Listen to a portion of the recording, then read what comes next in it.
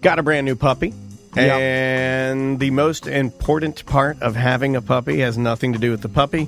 It has everything to do with my luxury vinyl planking from At Home Floor Store. Yeah. Because puppies can destroy your home, but when you have the right flooring, when you've spent a little time and money on your flooring, everything cleans up. Wham, bam, thank you, ma'am. That luxury vinyl plank you have, 100% waterproof. But it's not for everybody, right? Yeah. Like, I'm very jealous of seeing your tile. Like, you big dogged me with the mega tile in your entire living area. Yeah, It's gorgeous. I got the tile that looks like wood floor. Yeah, that's very rustic. That's what we liked. But if you, I mean, I'll tell you what, I was jealous that you just laid your luxury vinyl plank over your existing Well, flooring that's and quick. didn't have to pull everything Fast. out. Yeah, it's fast. Yeah, it makes it a lot more efficient. But At Home Floor Store has every flooring you can imagine. Yeah, the carpet, because you do want soft areas, travertine, the planking that I got, regular old tile. Yeah, the engineered wood, regular wood. I mean, they have every flooring. They have really good products. They work with great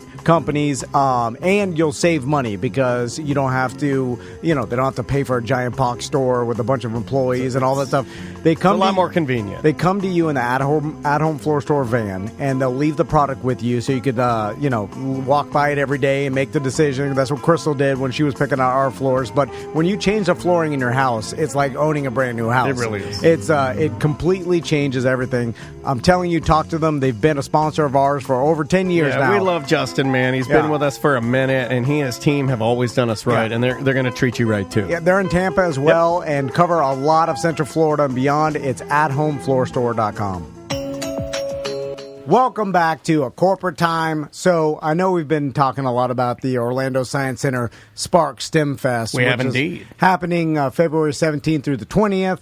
And that's, of course, science, technology, engineering, math. Good for the whole family. Yeah, And it's good for everybody, but there's also an adult component if you maybe you're like Sam and you want to swing through for some drinks. yes, happening at night, and that's February 18th on the Saturday. Yes, sir. And that's a time where you can hang out in the Orlando Science Center and have some drinks and walk around and experience STEM Fest with being an adult. And there's there's some key speakers and there's more adult topics. Yeah, and we actually get to talk to the keynote speaker of the night on the 18th, the adult night, which is the one that I'm urging everybody to snag your tickets for. Yep, Tracy Fanara is with us today. How you doing, Tracy? Good. Thank you so much for having me. We appreciate you being here. So, Tracy, you'll be speaking. It's Dr. Tracy, right? Oh, is it? I feel like Dr. I feel like we're supposed to say that, right? Maybe the first time around, but Sorry, from this, No, not this your point fault. on. I was looking at the paper and I was like, oh my God, we forgot the doctor part. And I just want to be respectful. Yeah, you're right. That is, I'm. It's okay. Discover. I didn't know if it was a big deal, but yeah. And you are a doctor of Engineering, environmental engineering. Yeah, that is. You know what? We will never be. We'll never have a title like that because podcasters started as a goof and is still a goof. It's just a goof now. Have you seen the new movie with Jonah Hill? They just show you how goofy podcasters are. It's the whole thing is making fun of podcasters. Oh, yeah. Well, they needed to make that. I should have been an environmental engireer. Like I should have done something good. So, tell us about some of the stuff that you're going to talk about for the adult. I think what you're talking about right now is a perfect segue because there's no timeline or end date to goals and dreams and all of that. So, I mean, you can be a PhD in environmental engineering if you really wanted to. Not now. I couldn't, Tracy. I could. No, look at me, Tracy. Tracy, look at my body. I'm not joking. I can't do it. I help my 9-year-old third grader son with his homework, and I have to look it up on Google how to do it. I'm reading these math problems. I can't do them, and I'm like, and then I have to lie to him and be like, I know the answer. Let me just make sure that I'm telling it to you in the right way. And then I have to look it up. I just sound like because I don't want them to know that their old man can't even help them with the third grade homework. And I sound like any Midwestern farming dad. And this isn't a knock, but I just kind of look at Maisie and I go, "Your mom help me with your homework?" And she's like, "Yeah." And I'm like, "All right, I'm gonna go outside." Now, I'm a good Midwestern farm dad. I keep the farmer running. I make sure all the chicks and the cows and everybody's good, but I don't know a thing about math. Well, I'll tell you what, you are close closer to environmental engineering than 99% of the people in this country being a farmer. Okay. I mean, That's me. think about it. You have to keep your land clean. You have to provide food, clean water, clean air. Yeah. Like all the things that environmental engineers are known for. What made you decide to go into that direction? You know, you're choosing, you're picking your school, or maybe you're like, have you always had sort of a passion for that? Great question. I actually didn't know about the field of environmental engineering until I fell into it. But what started me on this path was back in 4th grade. A teacher was telling me about a hazardous waste dump site where an industry was dumping chemicals into a canalway, and those chemicals were leaching into the soil and into the water. And that chemical company sold the land to a school district for $1. And so the school was built, houses, schools, you know, the You're whole like thing. Aaron Brockovich. Yes, cancer clusters and You're the saving whole lives, man. That's cool. Well, yeah. I mean, so this your is, teacher tells this you is about 4th this, grade, so and you I get didn't do much. inspired, about or it. were you terrified? Were you like, I have to do something about this? I was inspired. You know, like you realize that you have an impact on your own health. You know, everything that we put into the environment eventually comes back to affect us. And even though it happened before I was born, and actually, that incident, it's called Love Canal, started the EPA Superfund program. It's called Love Canal? Yeah, Love Canal, but it wasn't lovely. Yeah. The irony of that, right? And it's normally like that, right? That's the way it works out to Right. make it like, oh my Right. God. And that's the punchline on the horrible story Right. about the environmental disaster that. Yeah, I mean, and the whole thing comes back to Thomas Edison and Nikola Tesla, which is crazy to think about. Oh, he's got a Tesla. That's not that. No, don't talk about it. That's how stupid we are, Tracy. I'm sorry. Yeah. I had Ooh, a a Tesla, a name I know. A Tesla saved my life. And I mean, I had one too. I got hit, and it looked like nothing happened on the inside. So I'm a big fan of the car. They're hardy. Yeah, they're and hardy. the inventor. So, Tracy, like, are you shocked at how little people know about science? And I feel like going back to I can't do my son's 3rd grade homework. Yeah. Like they'll know every flavor of White Claw at the science night. You know, like when they're at Science Night Live, they'll know every flavor of White Claw, but they won't know anything about science. I feel like which is kind of sad. It's like language. Unless you practice it every day, you're going to forget it, right? Yeah. So, like, if you I was on Duolingo for like 2 days. if you want, you know, if to be bilingual, you have to practice it. And I feel like most adults, right after they get out of school or whatever education they got, they go and fall into their day-to-day You gotta lives, make money. and then they go to their jobs and they do the same thing every day, and then you lose all that ancillary knowledge that you gained in school, all the math and science and things, you know, the general knowledge you learned, and then but you're really good at whatever you do, right? You're a landscaper or whatever, that you're driving a truck. Yeah. Like, you know everything about that, but you've lost everything else because you didn't practice it. And then you all of a sudden you're 40 years old and you can't help your son with his homework My anymore. God, man. because you Are don't you trying know. to depress Tracy? No, Do well, you think here's a lot the of thing. people fall into that category? I'm going to let you in on a little bit of secret. That happens with scientists too. And we just have to keep on teaching ourselves and looking at the new research and building on science. But the big thing is that when you go through school, what you're really learning is how to learn and how to think for yourself. And that's the important thing, to take those skill set and apply it to whatever career you go into. But a better understanding of how the world works, where your water comes from, where it goes when you flush the toilet, will help you be a better steward for our environment as you grow up. I've never seen I'm. You said toilet. I'm such a baby. I started laughing inside. Do you find? Hey, we drink our pee too, so I'm just God, going to throw that out Tracy, there. don't say that. Yep. Also, Don't say that, Tracy. I assume once I flush it, it goes to the center of the earth. Yeah. I don't know where My it dad told goes. me it goes in the devil's mouth. But we were very, I grew up very traditional, Like, snake handling Baptist. Like once it leaves my house, Yeah. I'm not concerned of where it goes. Right. Exactly. And I feel like My dad was like, it goes right directly in the devil's mouth. He's down there with his pitchfork. he's chomping it. Yeah. But like even the recycling the water, like what we do as a society is like, speaking of engineering, the way we've engineered our society, it's I'm amazing. a massive aqueduct fan. Well, it's amazing what we're able to do and how everything stays running and what we're able to recycle, the things we can. Obviously, we can do way more. He's never this positive. But you go to like city engineering and like even like how we engineer all our water and our electrical grid and stuff. It's crazy, and then we don't even know how it works. Like the ICP song. You're like, look at how does this stuff work? It's amazing. It's miracles.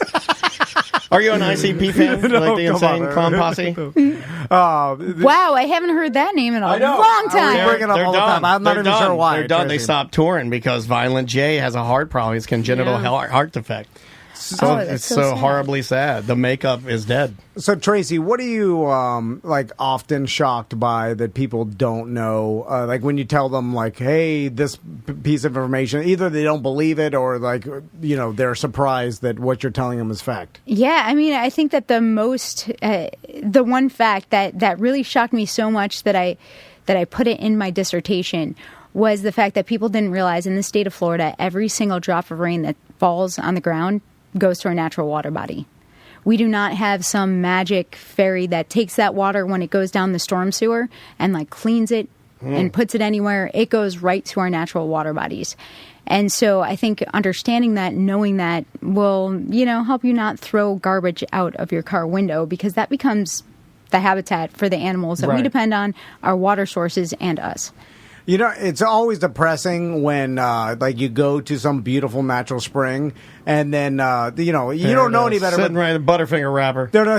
Not only that, there's green algae everywhere, like downstream, like crazy green, and you just assume like, oh, it's natural. And like, no, that's from like people like fertilizing their lawn, all the nitrogen basically, and like farming, and then keep your lawn green, and all these different companies that spray it with nitrogen because that's what plants love. And phosphorus, phosphorus, and then it just falls down into our our water system. And we have tons of weird invasive plants that are here that shouldn't be here, and then strange things that we're having to battle. Oh, my buddy Andres loves peacock bass. That's an invasive species. Yeah, with all the real.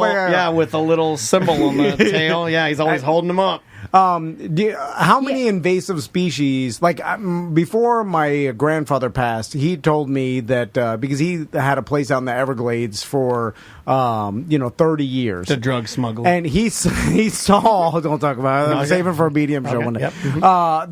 He told me, he's like, man, the snakes ate everything. He's like, there's no more small rodents or animals, bunnies. Yeah. Like he's like, they ate everything. I'm like, they'll pop up. You're exaggerating. He's like, I don't see an animal in the Everglades anymore. He's like, they ate everything. And I'm like, oh, it can't be that bad. It's that bad. It's that bad. Yeah, it is that bad. And for a hard man, like he was a strong, hardy man. Yeah. He loved his animals. He had those, what were his geese or whatever? They would go, like he was an animal guy. No, they were the, what are the egrets? Yeah, but they came by. But that's the thing, is that like that was the weakest thing I saw him do.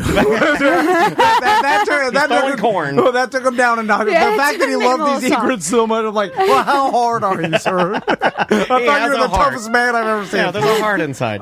But invasive species have caused a horrible travesty to all of Florida, especially the Everglades. And like I said, it has devastated the Everglades. And that's all because someone let loose one of their pet pythons. And then probably a guy from Daytona Beach. they got a lot of pythons in Daytona. Multiplied. Yeah. Same thing with lizards, too. Yeah, and Hurricane Andrew coming through let a whole bunch loose. That they were at a breeding ground for pets, and that really kind of initiated a huge increase in numbers. You still see parrots flying around in Miami. I like that. I like the parrot. And the iguanas. The iguanas aren't native either. Yeah. But then we get those memes where it gets a little cold and they're like, watch out, iguana falling season. I get a little joy out of that. Well, I've never understood. Those are my favorite energies. It makes it all worse. I'm an animal lover. You know this. But I've never understood why we don't kind of just, if they're not supposed to be there and we want to get rid of them. There's too many. There's open killing season. Really? We're trying to encourage people to eat iguana. Yeah. Okay, is it good?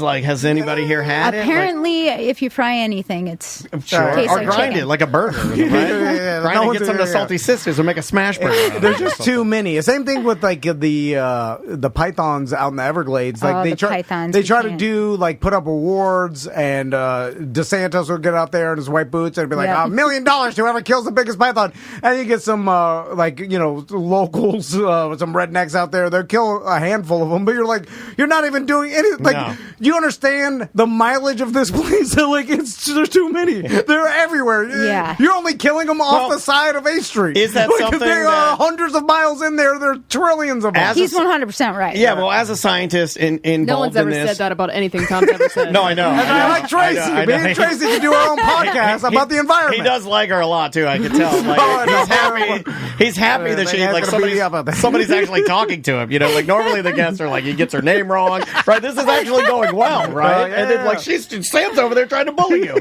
You're gonna let that happen? I knew I was right. As a scientist around here, and you're seeing what Florida's up against. What is our biggest problem? What's the biggest one for us? Because like most people that listen to the show, the one thing that I hear from almost all of them that are like true Florida podcast listeners are guys. We love Florida. I mean, it is something we all have in common. Most of our listeners are like, we have a ton of outdoorsmen. The outdoorsman group that we have is flourishing with people fishing and hunting. It is. It's a paradise. What do you think our biggest problem is right now? Because there are a lot. I mean, and this is kind of a lame, like, way out of answering this question specifically, but water is the one thing that we need to survive. Our water quality and land development, our chemicals, how we are basically manipulating the water cycle and changing it. Has caused us a slew of problems, from algae blooms to saltwater intrusion and sinkholes. We have mining going on. We have, farming going on, which I'm not against farming. I'm just against, irresponsible farming. Right. Yeah, well, if you're over farming, or if you're, farming to the point of you're killing the ground or whatever you're working at, or the stuff you're overproducing, or if you're making those, what are those red slaughtered lakes, that are like leaching back. Like, it's just, you can't do that. Well, I only know what my pop would bitch about the Everglades, but he was like, the government's trying to take away our camps, and it's the sugar farmers, the sugarcane farmers, that the problem. They're ruining the Everglades, not us. Oh my God, this sounds like Florida Yellowstone. It was like that because the government was taking away all their camps that they had out there, and they're like, hold on, write that idea down. I'm going to write that. Florida Yellowstone with like some swamp boys and some airboats and stuff. People would love it. And then they were like, I agree with that, right? actually. People would love that. But his argument was like, we love this environment. We want to preserve it and stuff. Like, we do hunt. These people are going to destroy it with their sugar cane. But everybody is villainizing us, and it's really the giant corporations that are diverting the flow of the natural Everglades. It's Domino. Isn't that a sugar brand? I don't know. I'm trying to think. Big Domino. Because I guess the sugarcane farm, you have to divert water and stuff, and then it's caused horrible problems. Oh, yeah, and then they promised to sell their land back, or a percentage at least, and then went back on that deal. So there's a lot of history when it comes to everything south of the Everglades. And people started building houses, or buying land, south of the Everglades, or south of Lake Okeechobee, rather. I'm sorry, 100 years ago. And then when they came down, it was all swampland. So what they did was build a wall. And it worked for a while, and then there was a hurricane, and the wall broke, and then there was another hurricane in 1928, and thousands of people lost their lives. That's when the Army Corps of Engineers came in to fix the problem, and they fixed it engineering-wise, but not water quality-wise. And, I mean, back then we had a lot less people here, too. So what they did was put a big wall there, so now when Lake Okeechobee fills up, the water is diverted to the east, St. Lucie, and to the west, Caloosahatchee. I read some article about the water problems they're having out west, and it's something super depressing about some of the big lakes that Let's end with super depressing. Basically reservoirs for to get water. They use the water, they collect it from the Colorado River basically, and they're drying up. And we've seen all the memes and Lake Mead. Lake Mead. It's they're like, this is where it was in Colorado 2001, and you're like, whoa! Yeah, I don't like looking at those memes. 2 football fields down, like they have this long concrete boat ramp, and it's like. Even the Mississippi had drought problems Yeah. last year. Like, it's crazy. And then, of course, they had all that crazy rain, but people don't realize, like, oh, it solved the problem. But, like, no, all that rain just gets washed off to the ocean. There's no way to collect. They didn't have to build some way to collect trillions of gallons of water and then refill the aquifer. It's the world's largest Homer bucket. It's like that doesn't work like that. It's like this problem is going to continue and stuff. Which I always assume like that whoever engineered this at the beginning like foresaw. Yeah, why didn't you think of everything? But it's like, of course, like 20 years ago they didn't have this problem, so they didn't see like what would happen in 20 years if we had record low rainfall and stuff, and like now we have this problem. Same thing with Florida. Like we were like, we get these hurricanes all the time, and then we get all this water, and we're like, oh, well, we're fine with water. We're lousy with water. There's too much water, and it's like, no, all that water gets washed away pretty fast. And then we're stuck with what we have, which Do you think Dr. Tracy could fix our fish tank? So yes, I thought about that actually. Did you? Yeah. I'm sitting here thinking about it. And can I call you Dr. Tracy? I feel like that's just nicer. It's like we have like an animal expert, or like just like science expert.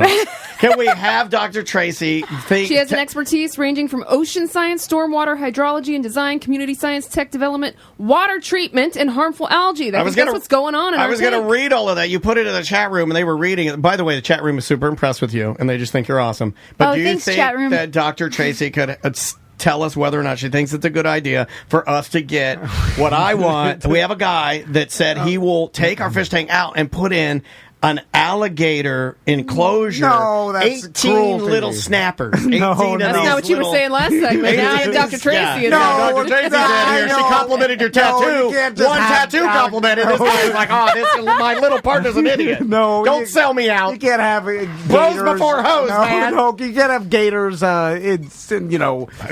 I have a gator? Can we have a gator enclosure? No. Personally, I don't think snappers. That alligators make very good pets. But my friends, I've helped my friends down south capture gators and put them in conservation areas, and they are strong.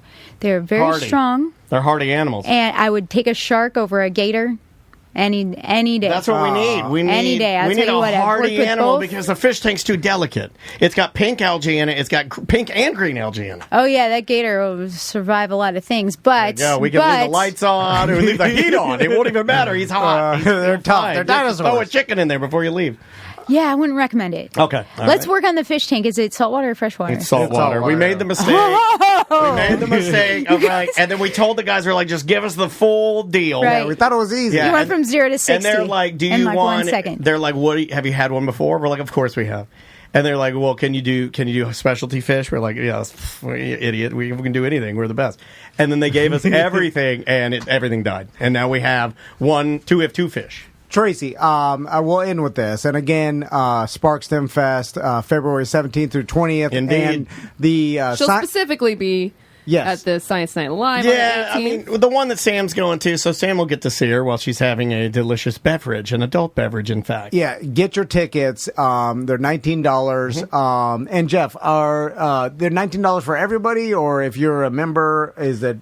Here's the greatest deal, Tom. If you're a member, you get Science Night Live as part of your membership. You don't have to pay anything. Nice. Oh, really? Yeah, I get to go free. That's what I've been saying. Okay. So if I go with Sam, since my family has been members since the baby was a baby, which, by the way, if you got a baby, if you don't sign up, you're not the smartest person I know. You got to do it. Yeah. You got to do it. If you got kids, it's the best thing in the world. My daughter has grown up at the Science Center, and I just get to slide on in. I get to go. So if you're a member, you can go to Science Night Live, and then that's pretty cool. Yeah, it's pretty neat. And then with obviously drinks and then all the other stuff, like. Give us an example of the other stuff at Science Night Live. Okay, well, Science Night Live, it's going to run from 8 to 11:30 that night, the 18th, in addition to Tracy's keynote address, which is going to be awesome.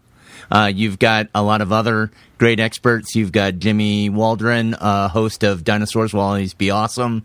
who is Conan O'Brien's favorite dinosaur podcast. There you go. He's going to be there talking about dinosaurs. You're going to have We Flip, which is an acrobatic group that incorporates science into their shows. That's cool. So they're doing all these flips, and they're using it to explain Newton's law of gravity and physics. You're going to have That's really cool, man. cash Yeah. bars. You're going to have food stations.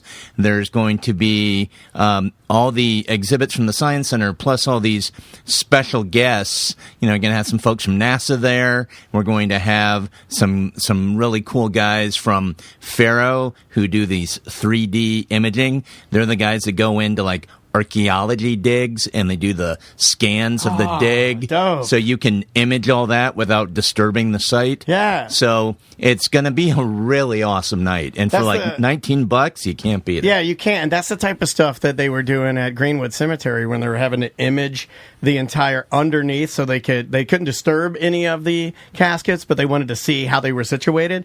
Remember, they were telling us about that, and they were using the 3D imaging. Yeah, and they yeah, just yeah. scanned the entire ground so they could tell and not disturb the actual tombs.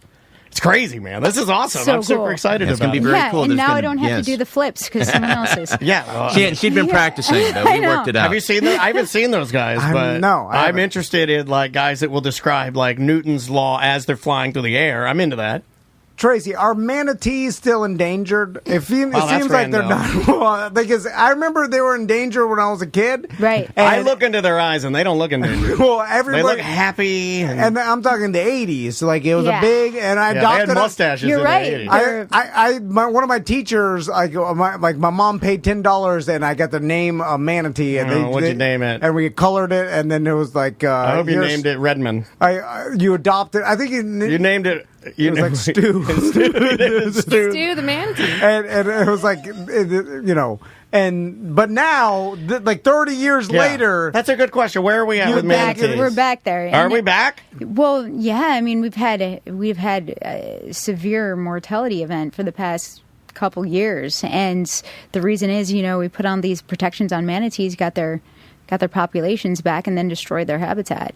but and it's big farms doing it. It's not the boaters. Because Well- I feel like they blame it all on the boaters. and This they, is all about you. Yeah, I knew I it was mean- a selfish question. And they put Here's the slow thing. speed I knew it was everywhere. it's a like, selfish question. Does it have to be slow speed for 10 miles? Like, Yeah, it can't be yeah, that yeah. far. Your argument So- is there's enough of them Well, that if I chop a few as I'm rolling through. It's the sugarcane farmers. That's all I'm saying. They're the problem. The boaters, we're just, we love the environment. Sorry. I mean, as sad as it is, the way that we identify manatees is by their scars, and boaters are still a big threat. However, I have a lot of scars. However, too. this Covered. this anomalous mortality event has really come down to loss of seagrass and one of their most important waterways on the east coast, the Indian River Lagoon, has had a complete biome regime shift. So basically, everything that used to be in that river has now shifted, and it's dominated by algae blooms that basically choke everything else. So it's really high in nutrients because things that used to uptake nutrients are no longer there. So the seagrass is basically outcompeted, and that's what they come inland during those winter months. They're huge. You think that they have a lot of fat, but they're mostly intestine. They don't have a lot of fat, which is why they come inland where the water is 72 degrees all year round in our I springs. didn't know manatees are mostly intestine. Yeah. That makes them disgusting. Ew. Well, I mean, think about it. All they eat is grass. Oh, God, I want to smack them in the head now when I say, yuck, you're an Well, it's like intestine cows monster. have so many stomachs. Because, Oh, God, don't talk Same about thing. Same thing. Yeah, You're going to make me throw up. Yeah, because what they're eating, there's barely any nutrients, so they need lots of chambers to suck as You know, much out the as possible. science video that I remember from school that has never left my head. It's buried in my head. There was a video, and we still had film strips. It was like, it was a cow, and then what they'd done is they had sewn on the side of it like a screw top. Yeah. So you oh could my gosh, I saw that in unscrew a it. video. I can never unsee that. I saw it as a kid. And you No. could unscrew the cow's Yep. stomach, and you could reach in. It's standing there like, look, we've installed this in this cow, and look, we can reach in his stomach. And as a kid, I'm like, well, why would you do that? You're killing the cow. As a kid, it's ruined me, and it's still in there. And I'm glad you've seen it too. Yeah, and they stuff all the grains. Food Inc. It's a documentary. They stuff like all this other food that they wouldn't normally eat to fatten them up. Oh, into the cows? Oh, Yeah. no. This one they were just pulling out and showing showing you the interior of its stomach, but it's ruined me. Well, going back to the manatees, I'm sure it frustrates you, Tracy, too, because most people just want to point at something easy to. It's be like, not easy. This is the problem, and then it's and like the fix is this. It's kind of like I always use the Blackfish SeaWorld analogy, where I remember when that came out and everybody was like all attacking SeaWorld and stuff, and I was like, well, there's whaling ships, like, you know, right. Japan is sitting up, they're killing thousands of whales. Yeah. Like, they're the problem. They're like SeaWorld. I think I saw Hayden Panettiere out there from the show Heroes on a paddleboard. Well, it's just like that, but people are like, it's easier just to like, I want to villainize this one thing. Correct. And while the real problem is it's also a place that you could drive to and hold your stupid sign out in front. It was very accessible. Now, I'm happy that the energy is in the right place. So it's like, yes, we do care, but it's like, about animals, but the energy is directed at the wrong problem. I feel. Do you feel like that's a lot of it? I don't know. There's a lot of problems. We got a lot of problems. I just throw my hands up. Yeah. That's what we do at Toll. Yeah. But that's the thing. That's why I like doing these talks, because I can sell hope instead of dealing with the reality that I do every single day. And it's a good outlet because there is hope. Yeah. And there are things that we can do. And the only way to really make change in any of these things is to come together as a community and change them. And just be aware of it, too. Like, education is the first step. Don't bury your head in the sand. It's like, no, this is a problem. And then, and I think kids are liking science. I mean, places like the Science Center, our partnerships with places like Science Center and the library that I was talking with Jeff about. It's like, you know, I see even in my daughter, like one of her favorite subjects is science. Like today, she's homesick today, which it stinks. But, she gets upset if she misses STEM class. And I like that. That's because she is a good teacher. Yeah. And that's really all it comes down to. It's dope that she expresses, like she cried because she couldn't go to school today. And secretly, I was like, yes, I want you to love going That's there. awesome. You know, right. I'm glad I have that. I know it's not going to last. I know it's not going to last. My son's pretend to be like, I don't feel good. I'm like, oh, you're lying. You just don't want to go to school. She's just like her mom, though. Her mom's a total nerd. I married, like, the nerdiest gal in the land. And that's awesome. And May is like that. And I love that she's like that. But her favorite thing is science. Absolutely above anything STEM. Her STEM class is where it's at. I also hate when they politicize science or the environment. Don't do that. It's like, so why ridiculous. are you politicizing it? Like, we all are enjoying the environment. We want to live in a good, nice, clean place. Yeah, like we all enjoy the outdoors. I don't want it to be polluted. Yeah. I want to see animals. I want my sons to see animals roaming around. Like, I don't want it to be a desolate wasteland. I think everybody wants that. Right. I think, you know what I'm saying? And then, so stop politicizing everything. You know what it is? It's short-term versus long-term economics. Long-term economics will always support environmental sustainability. And that's really what we have to all focus on. Yeah. Is that in the long run, we're going to be saving money if we save our environment now. Like the things that we do now will prevent the big things that we either can't fix or are really expensive to fix in the future.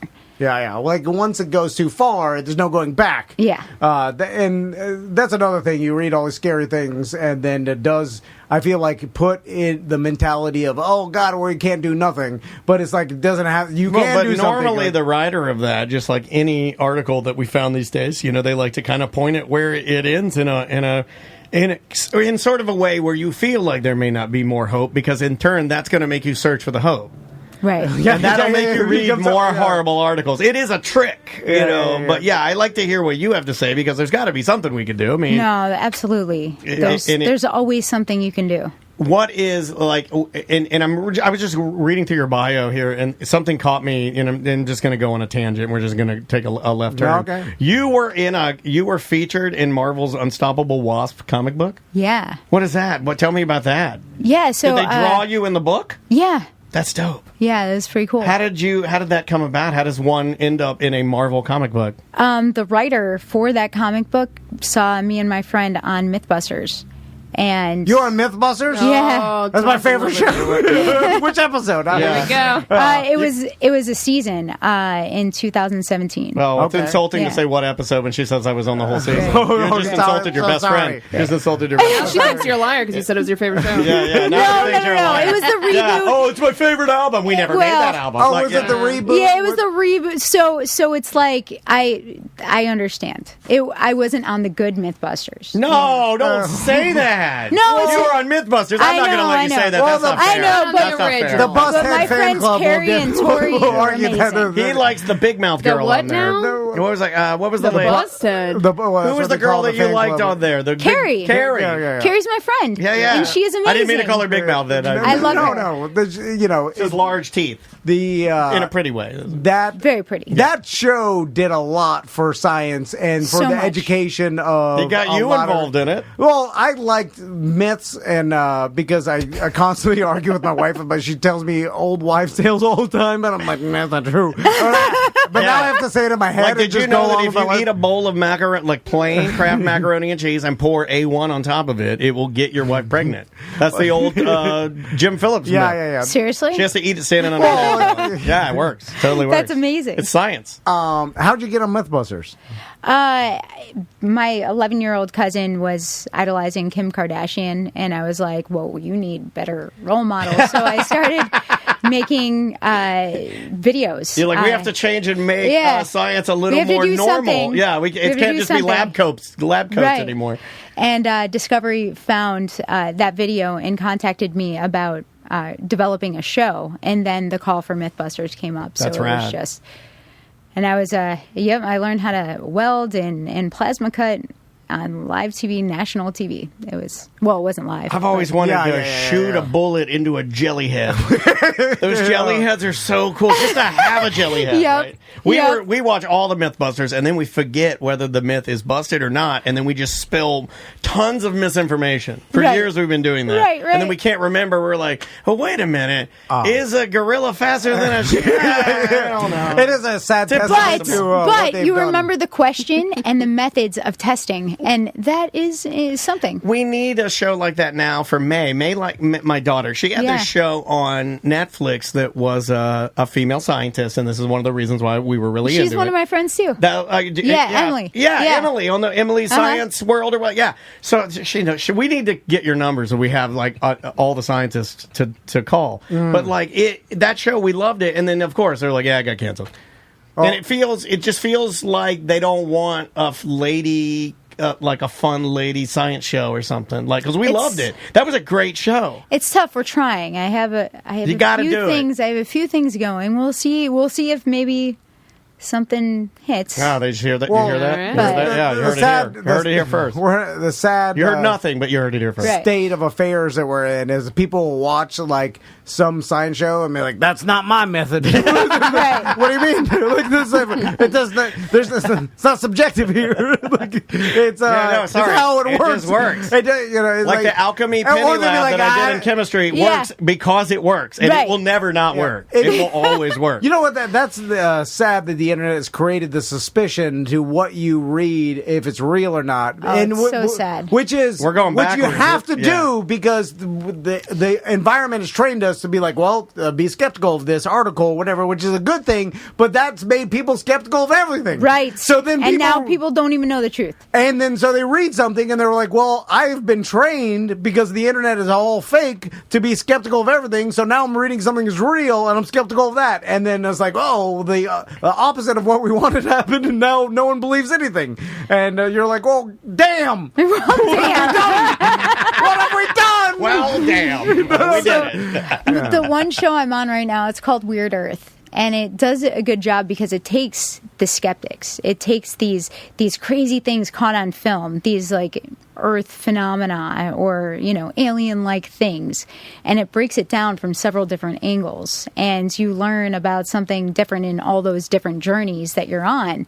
And then I do an experiment and we figure out if what it actually was and what actually was happening. I will watch this. Cool. Where can you watch that? Weather Channel.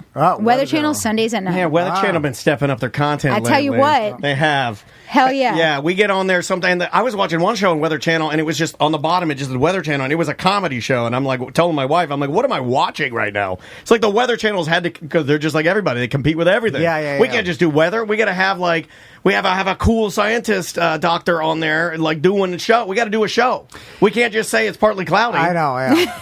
And you know what also happened? It was good, yeah. Congrats on that. Well, I'll and check that out. they've had so much viewership, and the one network that has grown because first of all they're the most trusted network, and second of all because we've had so many disasters that have brought people from all over the country watching Weather Channel, from atmospheric rivers in the Northwest to hurricanes down here, tornadoes in the Midwest and Southeast. Chat room and is falling in love with everything you. that's happening. They're literally Don't tell her that. No, Well, they can meet her. Go to Saturday Night Live. Yeah, buy your tickets, guys. I mean, seriously, they're just like, she's so cool. She's the best. Neat. Did the core of the Earth stop spinning? I read that online. I read that too. This morning on I read Facebook. that too. And I was like, oh my God. I was like, when I flush my toilet and everything goes down to the devil's mouth. Yeah. What's he doing? Right. Nothing's happening down there. He's not spinning anymore. He's like, it's not spinning down there anymore. I got tons of time. I mean, like my friends say, it's probably okay. Oh, yeah, hold on.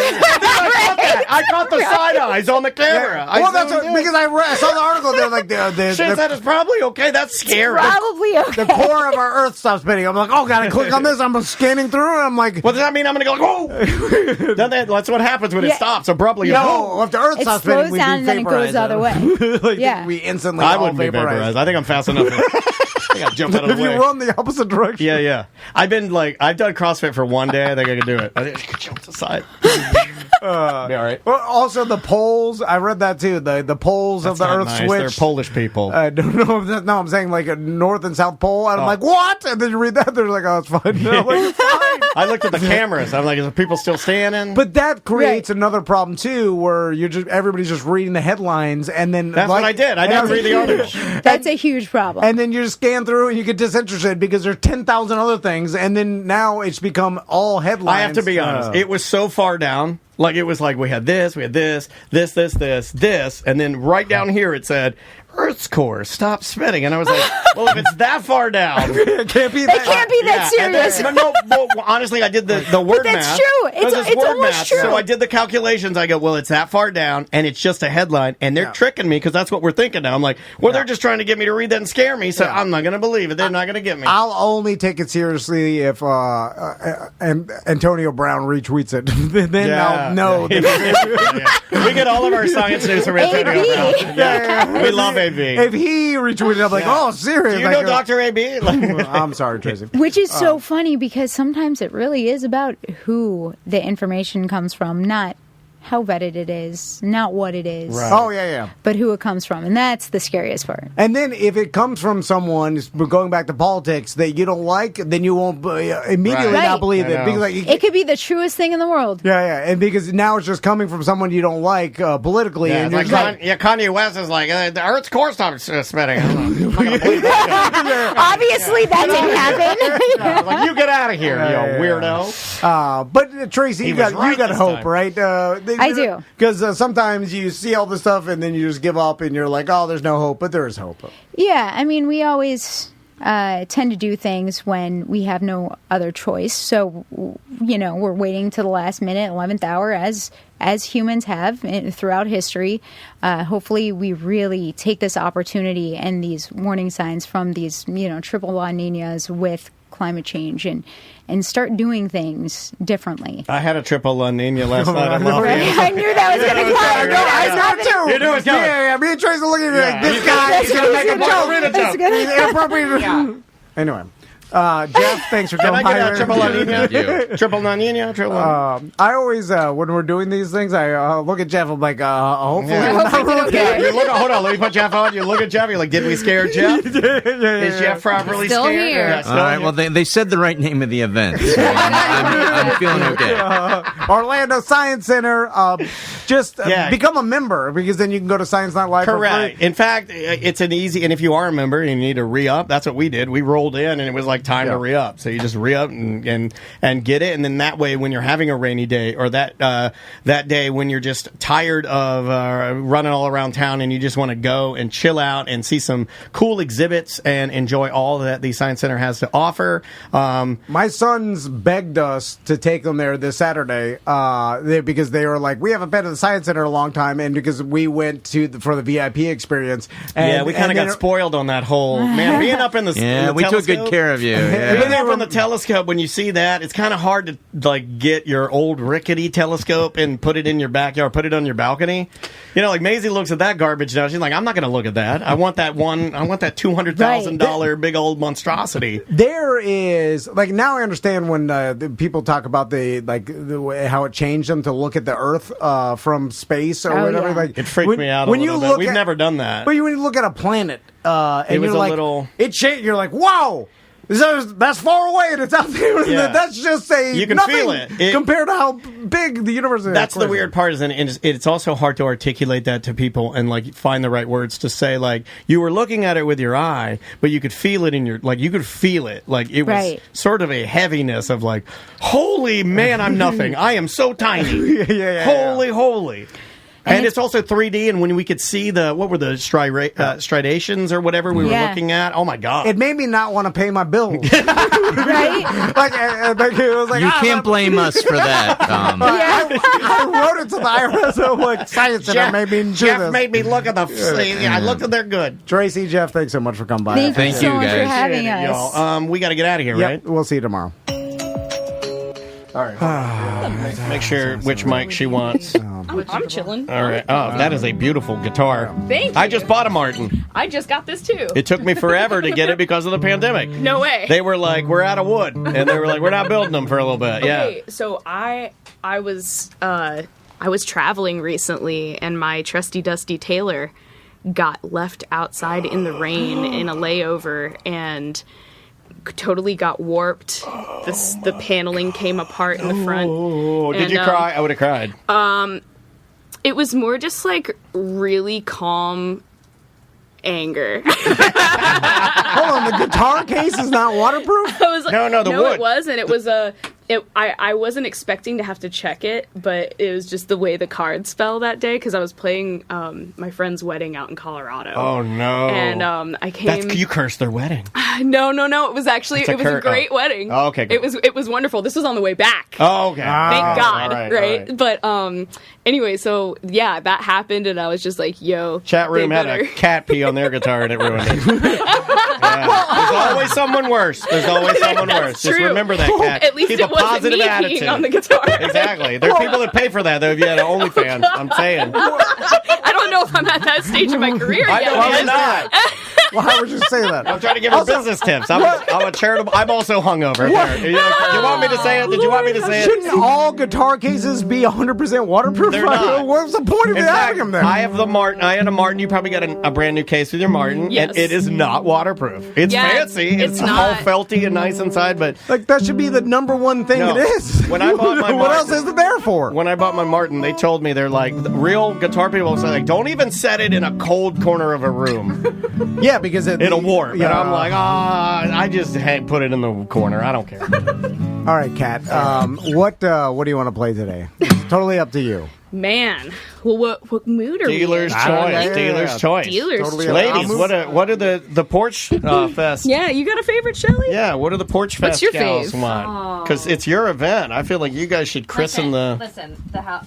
Listen, it's not going anywhere. Look at this cord. Oh, okay. Oh yeah, that's me. That's a great engineering. Oh wow, nice. Yeah, everything's tied. I don't even know how all this stuff. We got this stuff working. I mean, my favorite pet song is "Giving You Up." Yeah, I got you. Is it okay if I stand? That's a standing you're fine. song. I you know. We can put you all the way up here. Okay, hold on. Oh boy. Yeah, All right, hey, it's okay. I'm really short, so that we should can be do fine. anything you want. Or actually, we could switch it. Put that on the guitar. 50 or 7B on the That's vocals. better, Oh yeah, this is actually the mic we use when we track the record. All right. It's one of the most famous microphones of all time. I'm okay. Yeah, if you don't mind, it's just not. What am I doing? Twist that mic just so it. Yep, for the still guy. Yeah. Yeah. So, there we go. There we go. All right, here we go. So yeah, this was the single that introduced me to radio about 1.5 years ago, and I hope you dig it. It's called "Giving You Up." All right.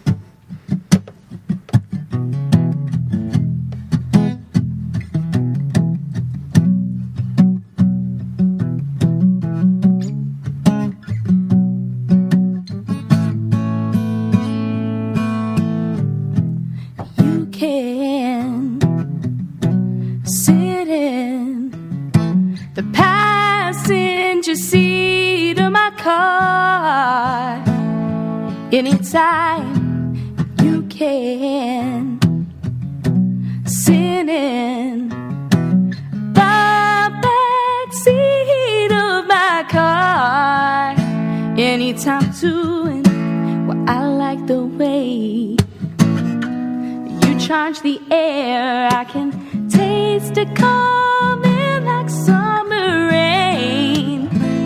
But I'm not giving you up anytime soon. 'Cause I know if I did, then I wouldn't have anybody to.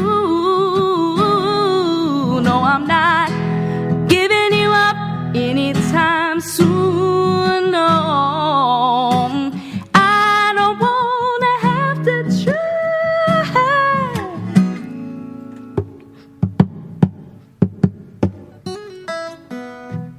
You can say it and tell me, baby, now what's on your mind. Anytime you can tell me, Lord, it doesn't have to be this hard. No, not this time. Yeah, but I like the way charge the air, but I'm not giving you up anytime soon. 'Cause I know if I did, then I wouldn't have anybody to. No, I'm not giving you up anytime soon. No, I don't wanna have to try.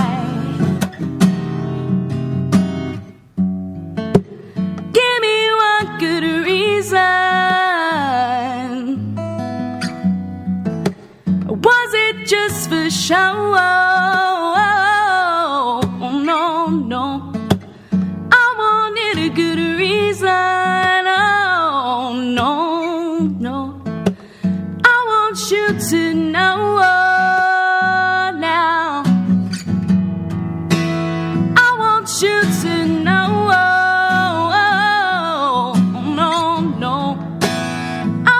You to know, no, I want you to know, no, no, I want you to know, baby, oh, I want what you want, oh, talk to me, I want everything you do.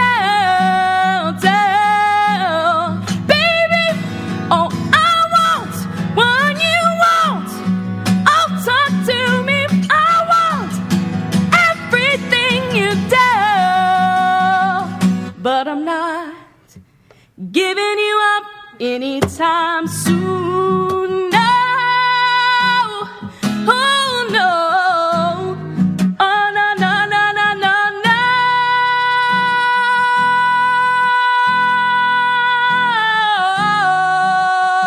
no. I don't really wanna have to try so hard.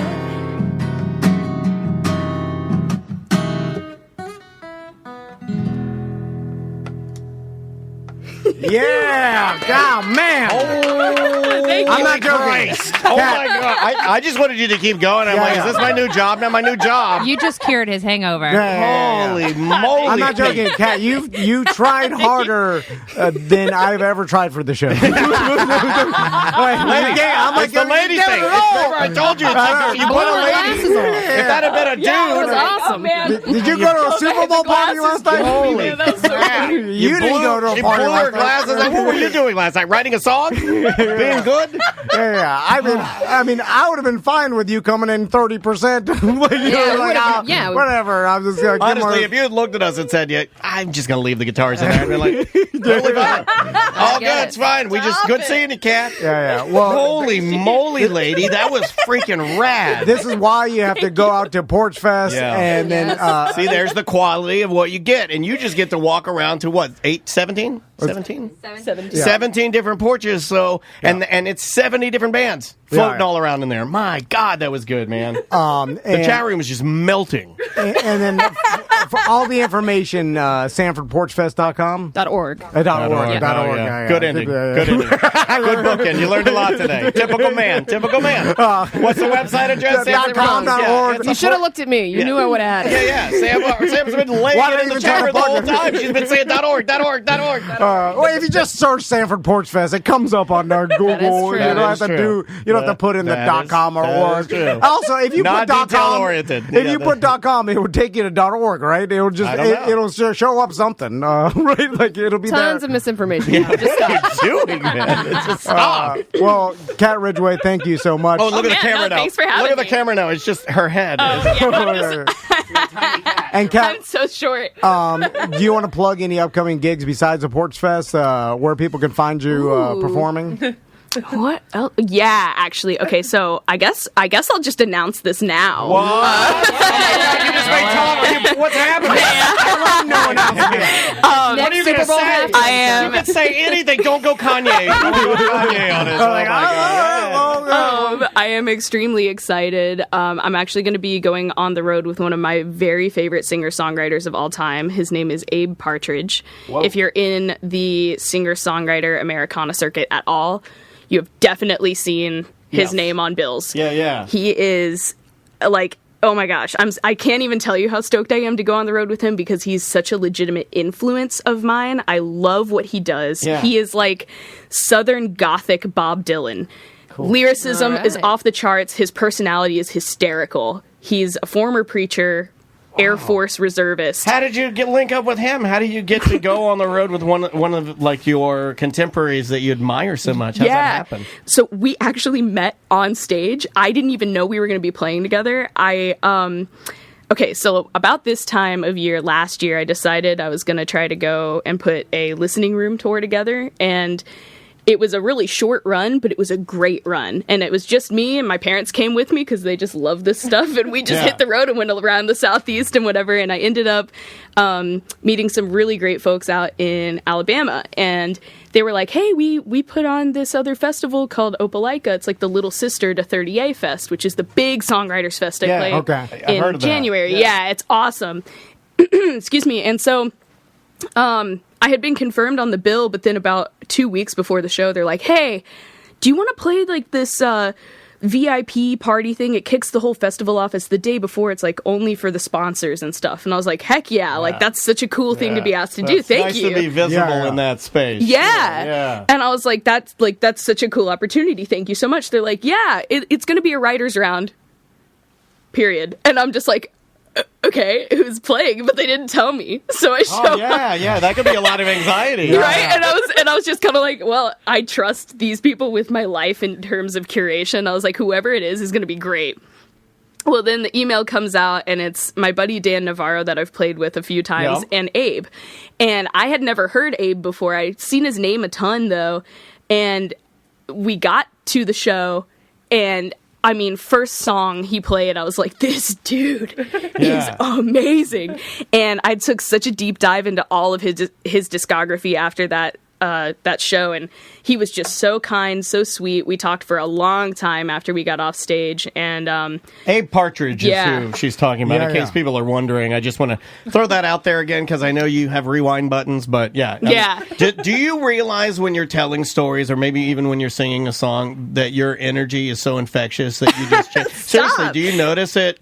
Is it something you've always had where you like are able to? You literally change the entire energy of this room. Oh my God. Not that it was going poorly. It wasn't. It was going well. Thanks a lot, guys. No, but we'll see ourselves out. In the level of how you guys were pretty boring. No, you guys are great, but like she like, and then not even the singing. Right now, you're like freaking out about going on tour, and me, everybody's like, we're like into it because you're excited about something. I don't even know this guy, and this is called joy, Tom. Yeah, because you're excited about it, I'm excited. I'm like, holy crap.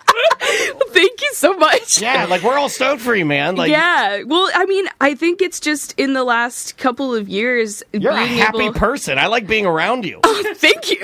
Right? Likewise. You're a miserable bastard. I know. I was just thinking about. I've never changed the energy to a room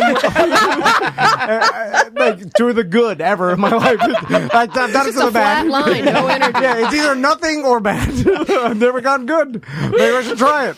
Well, that's great, man. Well, congrats on the tour. Thank you. When does it start?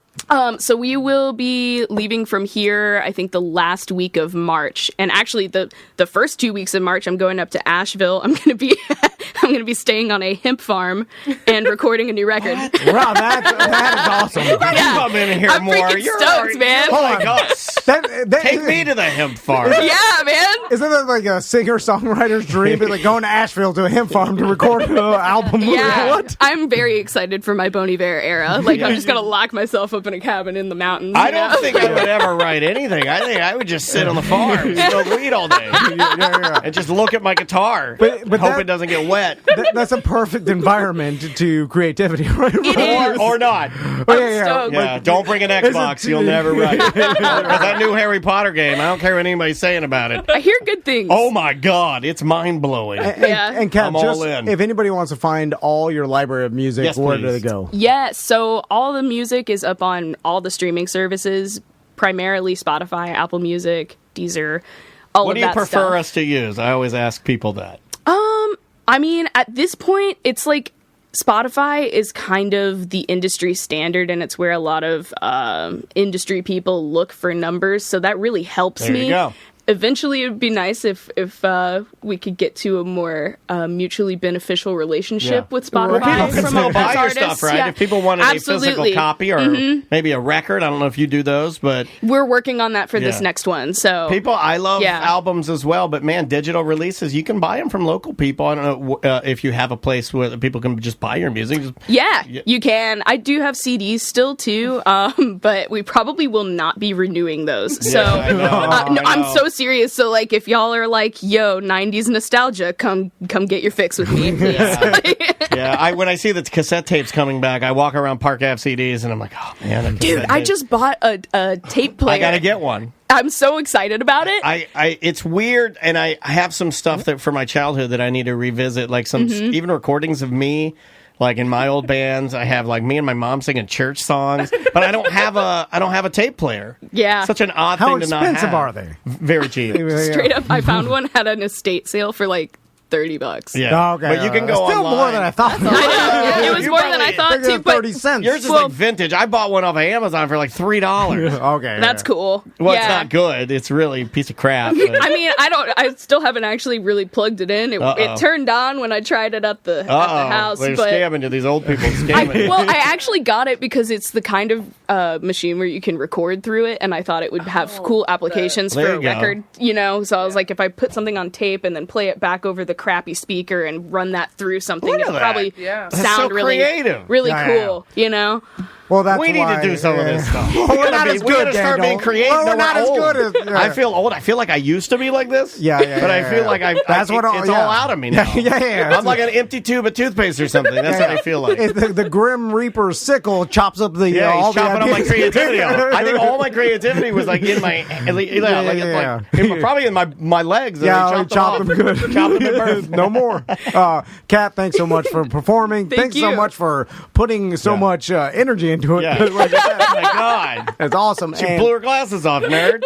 Thanks to all the awesome Porch Fest people that put on Porch Fest and this awesome event. And all the volunteers that probably beyond that help you guys. Yeah, all the sponsors. Yep.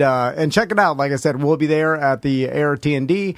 And what spot is it? We are porch number 14. Yeah. That's what Tracy keeps screaming We at got a us. trolley stop and a bathroom. Are we doing it? We can do banners, right? We can do, like, what else? We did chalk. Were you doing a chalk mural? Yeah, I just got the chalk. Yeah, we're doing a chalk mural. If you want to use the bathroom inside our house, it's $10. Yeah, we're doing $10 VIP They do it in Europe. They do it in Europe. It's fine. I'll do anything. You could sleep in one of the bedrooms. $25, 30 minutes. All right. Well, we went so long that we should do another 5 minutes. Now I'm not going to go. So because we got 5 more minutes. Oh, what? Like going to break? Yeah. Well, let's just. You guys want to do voicemails with us while you're sitting here?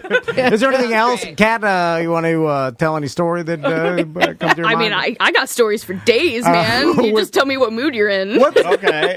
Speaking of Asheville, I may take my family up there for a summer vacation. Asking everybody that's ever been to Asheville. What do I do in Asheville? It's like your vacation plan. Should I go to Sliding Rock? Because I feel like once I get there, I'll so be you can disappointed. go there in your Crocs and fall down like every fat dad did. Well, I see it all over the internet, but I feel like once I get there, it's going to be tourist crazy. Oh, yeah. And I'm like, I wanted to go to an actual place in the middle of nowhere and find it. That's all gone. That's all gone, The right? internet killed that.